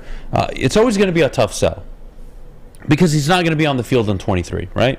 No. He's going to be sitting a year, and then he's going to be the starter likely for 24. Okay, great. Do I think you could have done better? Well, I mean, what's the definition of doing better? Garrett Williams in the second round, solid pick, man. Very solid pick. Kalijah Kancey at 18 is a steal. You know how I feel about the kid. Jack Campbell, nothing wrong there. Safety depth, interesting, but you explained it very well. I have no issue with it. Drafting a running back, like I said, you guys have your choice of running back. You can draft whoever the hell you want. Just get one. I don't care who it is. I will never have a problem with it. You drafted a guard in the 6th round. Ronnie Bell was a weird one. I didn't like it. I didn't like the Ronnie Bell one. It's just the just take 194. I know. Just take Moody at that point. At that point, it is what it is. But the idea of drafting a quarterback, I think Detroit Lions fans don't want to hear it, only because their expectations are for the first time in 9 years. The expectation is, hey, go win the division. So they want a defensive tackle, right? They want an edge rusher. They want a corner. They want 2 corners. So that's why you're going to get knocked. Now, I promise you right now, you show your first 2 rounds to any NFL GM, and they say, man, Lions are thinking ahead. Because the Lions, what's going to happen is in 2024, they're going to have over $70-80 million in cap space. Oh, and they're going to be able to save $25 million by cutting Jared Goff if they choose to, if CJ Stroud does work. And CJ Stroud will go into his second year, his rookie year in theory of playing, behind one of the best offensive lines in the NFL, an established running back field. Jameson Williams likely emerging as a star in the NFL. Amon-Ra St. Brown. Oh, and hopefully a defense that, with the addition of Kalijah Kancey, Garrett Williams, Jack Campbell, you go out in free agency and spend. Well, now you're talking about a team. I can see it working. Would I do it? No. But I'm not going to be the guy that sits here and says, hey, all of you Detroit Lions fans that say draft a quarterback at 6, you're an idiot. No. Yeah, that's reserved for the people that want a tight end or a running back in the first round. You don't get called an idiot for taking a quarterback at 6, let alone the quarterback coming out who has the most NFL-ready arm and had made the most NFL throws in all of college football this past season. I don't want to hear it. I love this one. Michael says, I'm fine with taking a chance on Stroud if Holmes wants to, but the rest of Jeff's draft doesn't cut it. There's maybe 1 starter on this draft. There's 3 starters right off the bat. He said Kancey backs up Aleem. Okay. Yeah, that's what he's doing. Okay, guys, last I checked, do the Lions play 2 interior linemen? They play 2. Or 1? They play 2. Last I checked, there's fucking 2. Yeah. And last I checked, Levi O's not going to be there. Yeah. And last I checked, Aiden Hutchinson at times moved to the interior. Kalijah Kancey starting day 1. Garrett Williams, what? Jeff Okudah's going to start over him? Yeah. Chase Lucas? Yeah. Shut up. And the reasoning behind this draft, too, is people will say, well, you're drafting guys that can't contribute right away. But that's the point. You're investing for the future. Like, if you take CJ Stroud, you already have your franchise quarterback waiting. So the whole Goff conversation, you answered it. You have a plan. It's CJ. Groom him. And then if Goff plays well, you can trade him. So, again, You look at Cansey, he will start. Garrett Williams will start. Jack Campbell will start. Sidney Brown will play. Dwayne McBride, he'll take everybody else will spot. play. But Chandler Zavala has a chance to play. Ronnie have Bell, 3 starters. He's a depth piece. So I don't get if you don't like the players on the draft, that's okay. But don't tell me these players won't make an impact. Like, go watch these guys film, please. That's all I ask. You have 3 starters in my book. That's what I see. I see 3 starters off the book. I see an investment in C.J. Stroud. I see depth at running back, and that's about it. Sidney Brown will play maybe 30% of the snaps. Not much, but he'll still see some action. Not the end of the world. I don't mind it. I'm not going to kill the idea of drafting a quarterback. I'm just not. I'm not going to do it. If you were to ask me, Adam, would you rather spend the 6th overall pick on C.J. Stroud or any quarterback, but let's just say C.J. Stroud for the sake of the argument, or going into next offseason, would you like to re-up Jared Goff, who's a very good quarterback, by the way? Would you like to re-up Jared Goff on a 4-year, $200 million extension? Hell, forget the $200 million. A 4-year, $180 million extension, $45 million annually. What would you prefer? You would say, I would rather have a quarterback, because then I can just take all that money and go revamp my defense and fix up any holes I have on the offensive side of the ball. What am I doing? And I absolutely... And that's the power of a rookie contract. So, no, I don't have an issue with it. And I love this comment, by the way. Rad, you nailed it. Jeff, the fans want the entire defense to be rookies or second-year players and then get mad when they make mental mistakes. It's a great point because people want all 7 picks to be starters. Guys, and what do we always say? You have to go out in free agency this year, whether you like it or not, and you have to be uncomfortable. You know why, Detroit? Because if you're going to want to re-sign Jamal Williams, re-sign John Comiskey or Isaiah Buggs, you can't get all of them.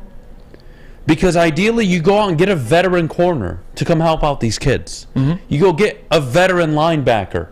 If it's not Anzalone, because he's not even re-signed yet. You expect him to be back, but who knows? And this reminds me of the Jameson thing, right? We take Jameson last year. Oh, he's not going to be able to contribute this year. It's a waste of a pick. Who? Last year, most Lions fans. And then now you look into this year, I can't wait till Jameson Williams sees the field. Guys. The offense was top 5 How many games even you win without last year? Jameson Williams. So stop talking to me about you want every single pick in the draft to contribute right away. Guys, it's just not going to happen. How many games did you win last year? You won 9. Okay. 9-8. You went 8-2 down the stretch. 8-2 down the stretch. You had a top 15 defense. You had a top 5 offense. You looked like a very formidable football team down the stretch. That's with no draft picks. And an NFC that it's at its lowest ebb. In my lifetime, have I ever seen a weaker NFC than what it is now? Yeah, you can afford to miss on pick number 6 for a year. Because Carolina's not going to be any good. New Orleans will be average. Tampa Bay won't be any good. You name me the teams. You're worried about the Bears? No. The Vikings will be a 9-10 win team.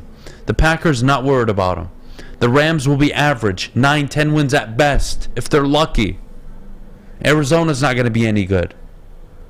Seattle aren't going to repeat what they did last year with Geno Smith. It's not going to happen. I don't care how well they drafted. Niners, Eagles, yes, they're going to be some of the best teams in the NFC. Of course they are. Cowboys are going to be up there. Yes, they're super talented. Washington, they're going to fall off their asses here. Who else is there? Tell me. And again, I want the Lions to be contending for a long period of time. I don't want to be where the Jets are and you draft your Zach Wilson, doesn't work out, and now you're kind of sitting here going, all right, who's available? Derek you have Carr, Jared Aaron Goff. Rodgers. You can sit him for a year. Get your plan ready now because we're going to get to a point where we're thinking, okay, we're not paying Goff, but what are we going to do? But if you trade back, like my theory, and you acquire a future one, then that's a different conversation. Then you can use that draft capital now, to figure it out. You have pick 9 and 19 or 21 or 22, and you can move up into the first round and draft a quarterback next year. I'm trying to think into the future here with some of these picks, and I'm assuming Brad would too. So I don't mind. Yeah. All right. I'm not going to kill you for C.J. Stroud. I'm just not going to do it. I wanted to have some fun this week. Nobody is going to talk me off the idea Nobody's going to talk me off the idea that it is a bad decision to try and draft the most important position in football. And since you all know, I'm not going to call you out by name because I'm a good Samaritan. But you very same people who are clowning Jeff for C.J. Stroud wanted Malik Willis and or Kyle Hamilton at pick number 2 last year. So do me a favor and shut the fuck up. We'll be back. When we get back, the NFL proposes a reviewable roughing the passer rule. Oh, jeez. Good or bad idea? We'll get to that next. But before we do, Jeff, our good friends over at Guardian Alarm. It's a new year. Let Guardian Alarm offer you customized solutions from real experts. Their professional technicians take the time to recommend security and automation solutions specific to your needs. Call them anytime, day or night, and know that a Guardian team member will stay on the phone with you for as long as you need. Your safety and security deserves technology that's been proven to work and people who have been proven to care. Call 1-800-STAY-OUT today for more information. Hope you had fun. Saturdays at 1 p.m. Make sure you're watching WoodwardSports.com for our new show, Chompin' Puck. He shoots! He scores! With 4-time Stanley Cup champion Darren McCarty and Michael Gentry. Chompin' Puck is taking the Detroit hockey community and giving them a voice. Pros to Joes. You'll get the best Detroit hockey coverage around. Chompin' Puck. Saturdays 1 p.m. on WoodwardSports.com. Introducing the Planet Fitness Guide to getting that post-workout glow. Step 1. What's your why? More epic energy? Better sleep? Blow off steam? Step 2. Join Planet Fitness for just $10 a month and get moving in our clean and spacious clubs. Step 3. Bask in that post-workout glow. Join Planet Fitness today for just $10 a month. Join today at any of the 50-plus Detroit area locations.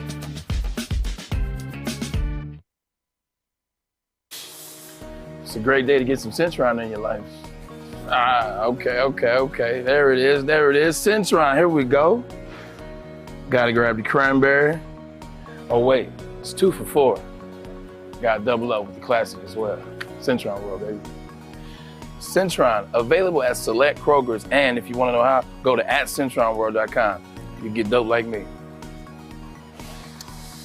You know what? Why wait?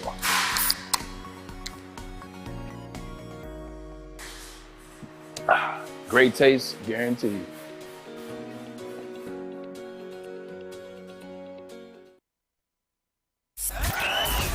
We are the network for Detroit by Detroiters. Welcome to the Woodward Sports Network. Let me tell you about my good friends over at Custom Health Centers. Dr. Jason and his extraordinary team have done a great job changing the lives of so many. You can look at Gary on the screen. You can look at our own Ryan Ermani, who's down over 20 pounds. Check him out. Give him a call, 844-789-8446. We are back here on the Morning Woodward Show. All right, we got a few minutes, got about 6-7 minutes, and that's all I want to spend on this, but a reviewable roughing the passer. Here's what I think. Tell me, Adam, you're wrong. I think it's not only stupid, I am not for any rule that slows down the game, number one. Number two, it is subjective. Roughing the passer should never, ever, ever, one, be reviewable. Okay? Number two, if you have a problem with the way it's being called, change the definition of the rule a little bit. There you go. And tell these referees to get their heads out of their asses. And we'll be good. You don't need to make it reviewable, Jeff. Yeah, we went through this. Remember Rams Saints? PI call was reviewable. How'd that go? Didn't go too well, right? When it was first initially announced, I remember I was pretty positive about it initially. I'm like, oh, this is new. We'll see what happens. It was awful. Yeah, are they still doing that, by the way? No, they're actually, I think they're going the opposite direction. Yeah, and they should. Slowing the game down. Yeah, I thought they took it away. This is the problem. If you're going to make these calls reviewable, what's next? We're going to make most of these calls reviewable. Next thing you know, the refs are reviewing every call. To me, as much as roughing the passer frustrates me, I think it more has to do with the definition of the rule itself. I don't think reviewing every single call would fix these things. A lot of the game, the refs, there's a human element to it, and we understand that. But going back and reviewing everything is just it's ridiculous. They need to make everything reviewable, but but by the coaches. Okay, so anything can be reviewable, but it's got to be by the coaches, and you can only have one of them or whatever. What do you mean? No, I don't like it. Even the I NBA. don't want a referee going to the booth. No. Only when the coaches challenge. They're not allowed to challenge. I don't want the coaches to challenge. They should only be allowed like 1 or 2 challenges, and that's it. That's how it works right now, but I don't want them to be able to challenge this specific incident. That's what I'm saying. Like Fish, even for the NBA, like they review a lot of it, a lot of things, and yes, sometimes they have to, but sometimes I'm sitting there like, dude, it's taking too long. But some of them are like referee reviews. I'm saying take the referee reviews away. Just have the referee reviews for touchdowns. That's it. The rest of it has to be done by the coaches. If you want something challenged, have the coach throw that red flag out there and challenge it. That's different. Challenging, okay, but a roughing the passer call just to review it every single, because you've seen a lot this year, especially some of those roughing the passer calls that were ridiculous. I agree. But to say you're going to review every single one of them, I think that just slows the game down. Well, but the coach is eventually going to lose their challenge. Yes. Or make it where you can't, like certain calls, you can't retain your challenge. So if you win it, doesn't matter, you're done. Or you can't review, whatever. Just make the coaches be able to challenge whatever they want. That way you're not slowing the game down, but you're still getting the right call if the coach wants to challenge it. And Hoofhearted says, might as well review calls during the commercial breaks. 90% of the slowness in the game is all commercials. I don't agree with that. It depends what broadcast it is. If it's the Fox broadcast, long as hell. Yeah. Fox broadcasts are brutal, especially during college football season. But okay, FYI, they're probably all the same. They just not necessarily. They just seem long. No. Okay. No. Okay. They're obnoxious. Okay. But I don't mind. Maybe because you have a grudge against I don't Fox. mind commercials for the most part. What I mind is it shouldn't take more than 2-3 minutes. It shouldn't take 2-3 minutes at all for some of these reviews. They have access to all the camera angles. There's a team in New York now. But back to the rule, no. No. It doesn't make any sense. I'm not for reviewing bang plays that are subjective to the referee's eye. Can we change the rule book so players can land on quarterbacks? Yeah, please. Please. How are they supposed to tackle the quarterbacks? Yeah. And yeah, look. Did it cost any team this year? I mean, it cost a few teams. I mean, you saw some guys give up big-time plays because they weren't sure if they can tackle the quarterback or not. We literally saw it happen this year. Did it change the landscape of the NFL? No. The season played out how it was supposed to at the end of the day, which was the Chiefs and Eagles were in the Super Bowl. Fine. But to make it reviewable, big waste of time. We'll take a break. When we get back, I want to catch up a few things over the weekend. See what you guys got planned for today. Pretty busy weekend. We got tomorrow the NFL Combine starts. I can't wait. Should be fun. We'll get some scouts in this week to have a conversation with. We'll get their feedback on the players. We'll get to all that and more coming up next. But before we go, Jeff, our good friends over at Chili Peppers Tanning. Let me tell you about them. Chili Pepper Tanning is where you'll find all the cleanest salons in the D with spotless, sanitized rooms and trained and certified tanning professionals. You can join the Pepper Club for all the best deals. They'll beat all competitors by $5. ChiliPeppersTanning.com. Hottest bulbs, hottest deals, darkest tans, your vitamin D headquarters, 27 locations and more on the way. Chili Peppers Tan. Woo! When it comes to making your haircut truly an experience, there's no better place than Lady Jane's Haircuts for Men. Come to any one of our 26 Metro Detroit locations for an award-winning haircut experience and qualify for a chance to win a down payment for your dream home up to $200,000. Our precision haircut and talented stylists will have you looking good, feeling good, and give you a chance to change your life forever. Lady Jane's Haircuts for Men, open 7 days a week. Walk in anytime. It's wicked awesome. Since the dawn of moving people, Chevrolet has led the way. The world of transportation is changing. At Feldman Chevrolet, we are leading the charge forward. With every electric vehicle, every mile traveled, one Feldman at a time. The company that puts more Chevys on Michigan roads is now the #1 name for Chevy electric vehicles. The only sports network in Detroit that starts with a W. You know, because we win. Woodward Sports, Detroit's winning sports network. Seafood Fest is back at Big Boy. Catch it while you can. Some favorites during Lent, like shrimp Alfredo, shrimp stir fry, and the new fish sandwich. Get to your local Big Boy today. Don't forget the all-you-can-eat fish fry buffet on Friday nights. All right, we're back here on the Morning Woodward Show live, woodwardsports.com. Before we get to our conversation, Pistons Wings in action tonight. All right? I'm going to ask you a very brotherly question. You know, I care for you. Are you going to be watching the Pistons tonight? Tip-off 7 o'clock in Charlotte. I'm asking. Don't look at me like that. I'm asking. Yes. You sure? Because there's another team playing at the same exact time. 7 o'clock. In Ottawa. Much more fun to watch. They got a weird Have them both on. Playing great. I'll have them both on. Oh, that's a weak move. You'll have one on the laptop, one on the TV. I'm probably putting the Wings on the TV, and I'll put the Pistons on my laptop. I gotta have the Red Wings playing, but yeah, I'll be watching the Pistons. You know what my viewing of the Detroit Pistons now is? Just pop open the phone, CBS Sports app. Yeah. Oh, they're losing. All right, cool. They got a weird back-to-back, ESPN, though. You say, oh, okay. All right. Yeah. They're 15 down. minutes went by. Nothing changed. Nice. Jesus. They got a weird back-to-back. They're playing the same team tomorrow in the same building. Seems a bit weird to me, but Who? wow. Wings. They're playing They play Ottawa today and tomorrow. Back-to-back. That's normal. No, but not in the same venue. They normally switch locations or they play different teams. They're That's playing normal. the same team 2 days in a row. This happens every year. I think every team once a year plays a double header. Does it? In the same, I'm pretty sure. Well, I'm unaware, but I think so. I've seen this happen way more often than I think you're making it out to be. Okay, well, I just thought it was weird that they're playing the same team. I know, like, NBA G League does it, like certain other sports do it, but for, like, professional sports, it's kind of uncommon. Snyder, by the way, 5-year deal with Atlanta. Did you see? Yep, Quinn Snyder, he's Yep, gone. yep. Yeah, they That got sucks. him mid-season. That was one of of the the names. better available head coaches. That team will be disciplined pretty quickly. Quinn Snyder, he's a good head coach, but I think it stinks. I think Trae Young hit a walk-off last night, didn't he? Oh, yeah. Walk-off 3? That was the same day I think he got announced. Oh, did too. he? Yeah. He's like, hey, coach, I got you. I got you. This is what you're getting, boy. Oh, God.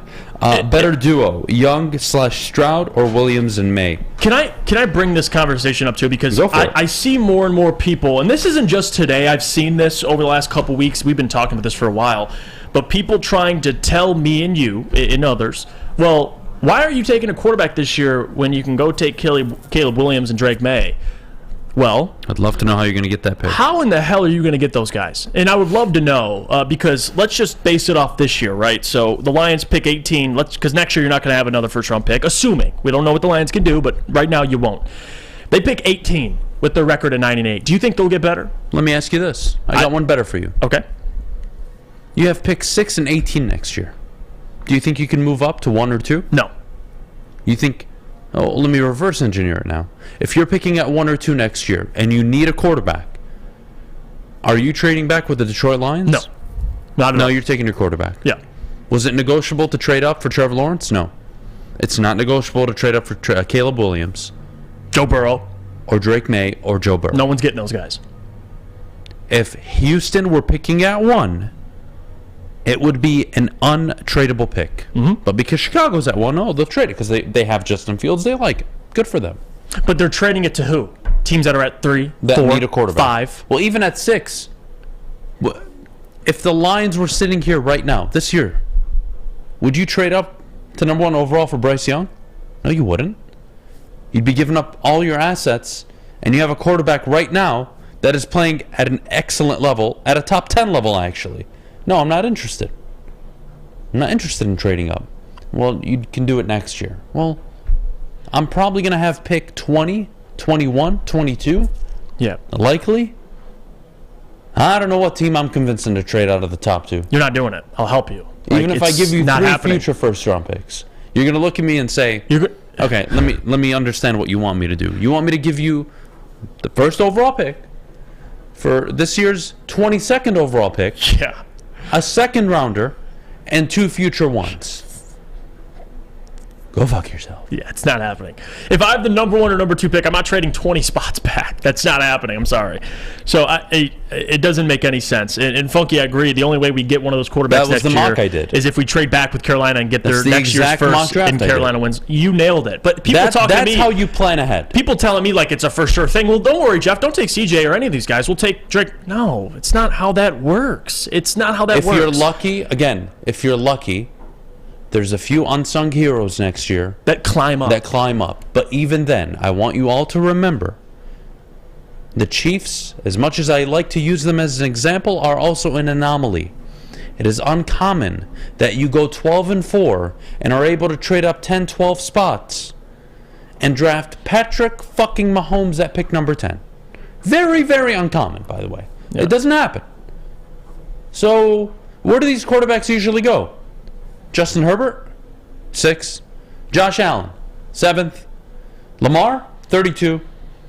Joe Burrow, number 1 overall. Trevor Lawrence, number 1 overall. Patrick Mahomes, 10th overall. Herbert, Tua, top 10 picks. Like these guys, most guys usually Sean typically Watson go. At the time Josh Allen, pick 12th overall. Top 10 pick. Like, it's... You're going to have to spend the pick, man. Welcome to life. You're going to have to take a chance.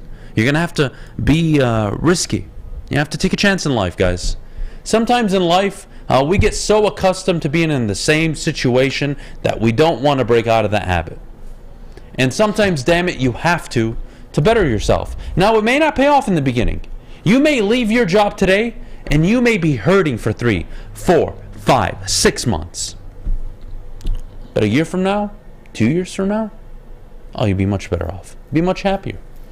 You have a much better balance in your life. Maybe be making more money. Don't always make long-term decisions based on the short-term outcome. And this isn't us. We've been, you call us golf defenders, call us whatever you want, because we've been, defending golf, but we're very realistic. Like, we understand there's going to be a time where you're going to have to pay golf or decide you're going to have to pay golf.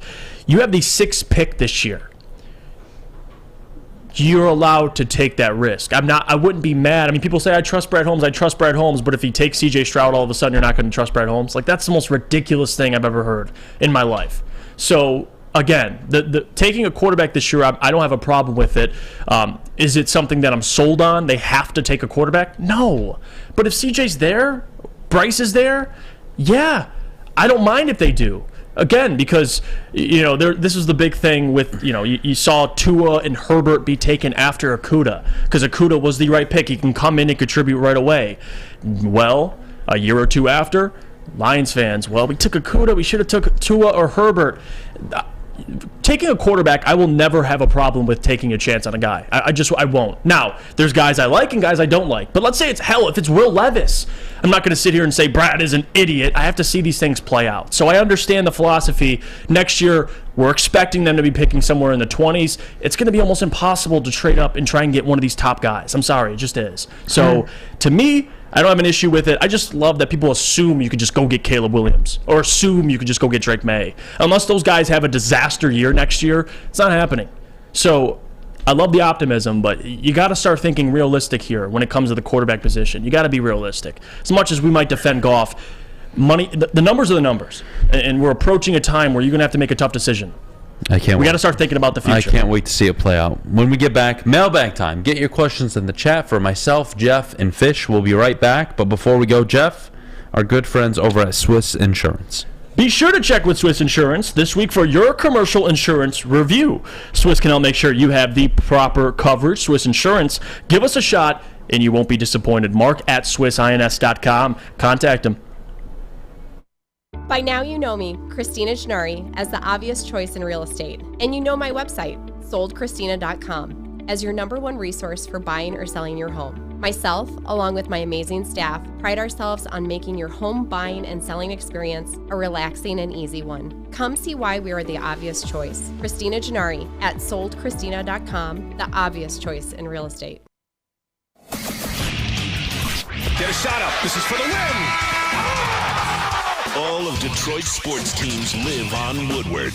All of Detroit's sports coverage lives on Woodward Sports. Driving the best in Detroit sports coverage. All right, we're back here on the Morning Woodward Show live, woodwardsports.com. Mailbag time. Favorite part of the show. Get to answer all of your questions. When is college basketball talk going to start? Let me look at my fake watch. Should have started 2 months ago. Never. Nobody gives a single flying fuck about college football. So don't tell me how to do basketball? my show. Number one. Number two. It'll How are you going to know what teams are good if you don't watch? It'll start on Selection Sunday. But how do you know what teams to pick in the bracket challenge Fish, if you I'm haven't following watched? college football, college basketball, don't get me wrong. You just said you're But not. I'm You not said who talking gives about the it. flying... Nobody gives a fuck. Do I have to explain myself more? Okay, well when your Nobody's brackets... going to tune in to a 2-hour show and spend 15, 20, 30 minutes talking about mid-college basketball teams that are barely going to make the tournament at the moment. Well, then talk about better teams. Talk about Alabama or UCLA. They're doing pretty hot. Waste of my fucking time. Purdue. Waste of my team. time. Okay. All right, we got to address this one. Go for This comment. Terrell, Florida, listen. What did he Appreciate you. Our guy calls in often, but this Yep. comment we got to address. I guess with y'all's logic, we should just draft a quarterback every other year. That way we never have to pay anybody. Sounds like Neil Rule. Well, that's okay. Well, Neil, I think that's Neil's burner. but no, that's not what nobody's we're logic. saying. That's not what you're saying at all. But go All right, off. what do we got? Let's see. Mailbag. If the lines go corner at 6, the more you look at the more you look at pick 18, do you think the Lions have the roster to just take best player available and not force a position? I actually agree. That's to be honest with you, that's how I've been approaching these mock drafts. I feel like 6 is the pick you're looking at. Okay, you're looking at best player available, obviously with every pick, but at 18, I don't really have a preference at position, to be honest with you, unless you're taking offensive lineman like you did. Maybe you want a corner, but I agree with Benji. I think at 18, you're kind of just looking who's there, and that's why I think you can make an argument for a couple different guys. But it just depends. Depends on the rest of your mock falls out. You could get Emmanuel Forbes. But no, I like it. I think BPA is the right way to approach 18. I do. Fair enough. Mailbag, who is the prospect you want to see most at the Combine? Emmanuel Forbes. I mean, that's easy for me. Yeah? Yeah, just because I want to see how he performs, number one, because I think he has the potential, obviously put up great stats, but I need to see the physically what he looks like. Because that'll depend. He'll shoot up draft boards if he has a good Combine. Fair enough. All right. Will they put a statue of Fish outside of Planet Fitness as a memorial? I hope so. I hope so. That'd be awesome. I don't know. That would be awesome. All right, let's see what else we got Blade here. asks, should the Lions draft a wide receiver to replace DJ Chark? Nope. Wide receivers off the board this year. You're not taking one? Nope. Not a single one. So you'd rather pay DJ Chark or figure it out? I played half the season without him. Well, top 5 offense. and you saw when he got back that I understand. things looked pretty good. He has a dimension of the But game. you also have Jamison this year. You didn't have him last year. I mean, Goff made it work with Josh Reynolds, Khalif Raymond, and Amon-Ra St. Brown. I'm not too worried about this offense with Ben Johnson and Jared Goff right now. Mailbag, favorite time to go to the gym? Oh. I mean, it depends what time of person During you the are. winter time, mornings. Yeah, some would say morning, some say During evenings. the spring, summer times, I'm an evening guy. I think the mornings are the best, but I typically find myself going after later on in the day. But mornings, man. Can I ask why you say summer evenings? I feel like most people would say the opposite just because the days are longer. Yeah, but I think most people would say the opposite for that reason. So you can go outside in the summer instead of. No. You're going out. Now you're going to the Planet Fitness at 9:30 when the sun's going down. No. I like it later on in the evening, and in the wintertime it sucks. It's cold. Yeah. So fuck it. Wake up and suck more and go to the gym. Especially if no one's there in the morning. It's awesome. Why not? Do you watch the NFL Combine live? Absolutely. Who doesn't? Yeah, you have to. Oh my God, it's must-watch TV. Is it? Okay. I think you guys need to understand. I am an addict. I'm pretty sure Jeff is as well. Do you watch the whole day? I'd rather watch the NFL Combine live all day. Oh boy. Than watch any college basketball leading up to March Madness. Yeah. Okay. You got a point. Honest to God. Yeah. Okay. And it'll probably do better ratings than any college basketball regular season game. And that's my personal opinion. I agree with him. I do. By the way, you notice I said last 2 months. I didn't say you have to watch from November to January. You can start with the conference season in January and go from there. You don't have to watch November on. Fish, I love this But comment. you can. Fish, what about this? Can we get Fish to do a mock draft before his last day? That would be fun. Desmond fucking Ritter. Well, sadly, that was going to be my surprise. I was going to do a mock draft. And I can't wait to see. You should do one. I can't wait. Anytime this week. You pick the day. Well, I was gonna do it in someone else's name and just you have to figure out it was me. That's not. Well, fun. but I mess it up. I pick like all quarterbacks or all wide receivers or I all want you to Ohio do an State. honest mock draft. I want Fish's opinion before you leave us. All right. How about you do it for Tuesday, tomorrow? That's tomorrow. Okay. Yeah. I'll give you a mock draft. Sure. Yeah. Deal. I'll give you a mock draft. Tim asks, Mailbag, can fish grow facial hair? Can I? Kind of. Do I know? Okay. I shave every Sunday. I think. So. I think we need to get a Gillette sponsor for Fish. I think How much he shaves. I think last year I tried it for 2 weeks. I don't know if you remember. Yeah, you look great. And then I loved just it. said I can't deal with it anymore. And I loved it though. You look so great. Well, dude, you know how many girls wanted to fuck you here? God, you look so great. But it's just stubbly. It doesn't do anything. You'll see on Friday. It doesn't do anything. It's just stubbly. Mailbag, Jeff, did you watch the Paul Fury fight? I don't mind. It's more entertaining than I thought. I want your opinion. Oh, okay, because I thought it was okay. I mean, no, it wasn't bad. I mean, again, I didn't pay for it. I didn't watch it, so thankfully, because I actually spend my weekends with family and not wasting my time watching bullshit. I mean, yeah. To me, Sorry, they were boys. hyping it up as like the best fight of the year. It's No, like, it was alright. It wasn't they bad. need to calm it down a little. I heard bit. he was robbed. Is that true?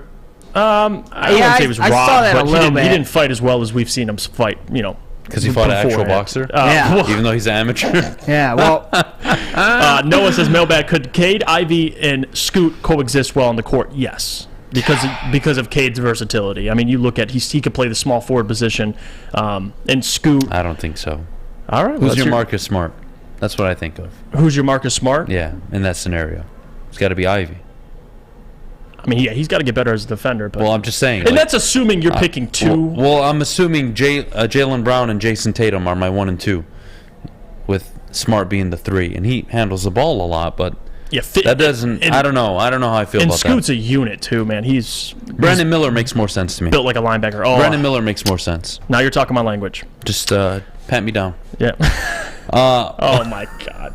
I thought it was funny. I know everybody And on people- Twitter. And by the way, when he did that, he's been doing that all year. But you got to be self-aware enough to not do I that. don't see a problem. I'm not doing that whole self-aware shit. He's 20 years old, 19 years old. Give him a break. Shut the hell up. I mean, that's Don't make Adam me go for you. back in time and figure out what you were doing at 19 years old. All right, relax. We've all done and said stupid shit Oh, absolutely. and done something that at times were probably really inappropriate. Get over it. They're kids. Yep. Moving on. happens. Also, times change too. Last question. Mailbag, Jeff, who has a worse immune system, Adam or an 85-year-old person Me. on their deathbed? He is Me. always sick. Me. Jeez. Always sick. Yeah. Always Well, congested. there you go. There's his answer. Has there been one day in the past 2 months that you have not been quote unquote sick? No, I've been sick for probably 3.5 months straight, on and off. It's kind of ridiculous. But that's it for today's show. We're out of here. See ya, Thank you guys doctor. so much as always. Drop a like on the video. Make sure you are subscribed to the Woodward Sports YouTube channel. We appreciate it as always. Have a great rest of your Monday. Till tomorrow. Sayonara. All right. Happy Monday. Go watch all the great sports today. Motor City Cruise, you should tap in. How do you not?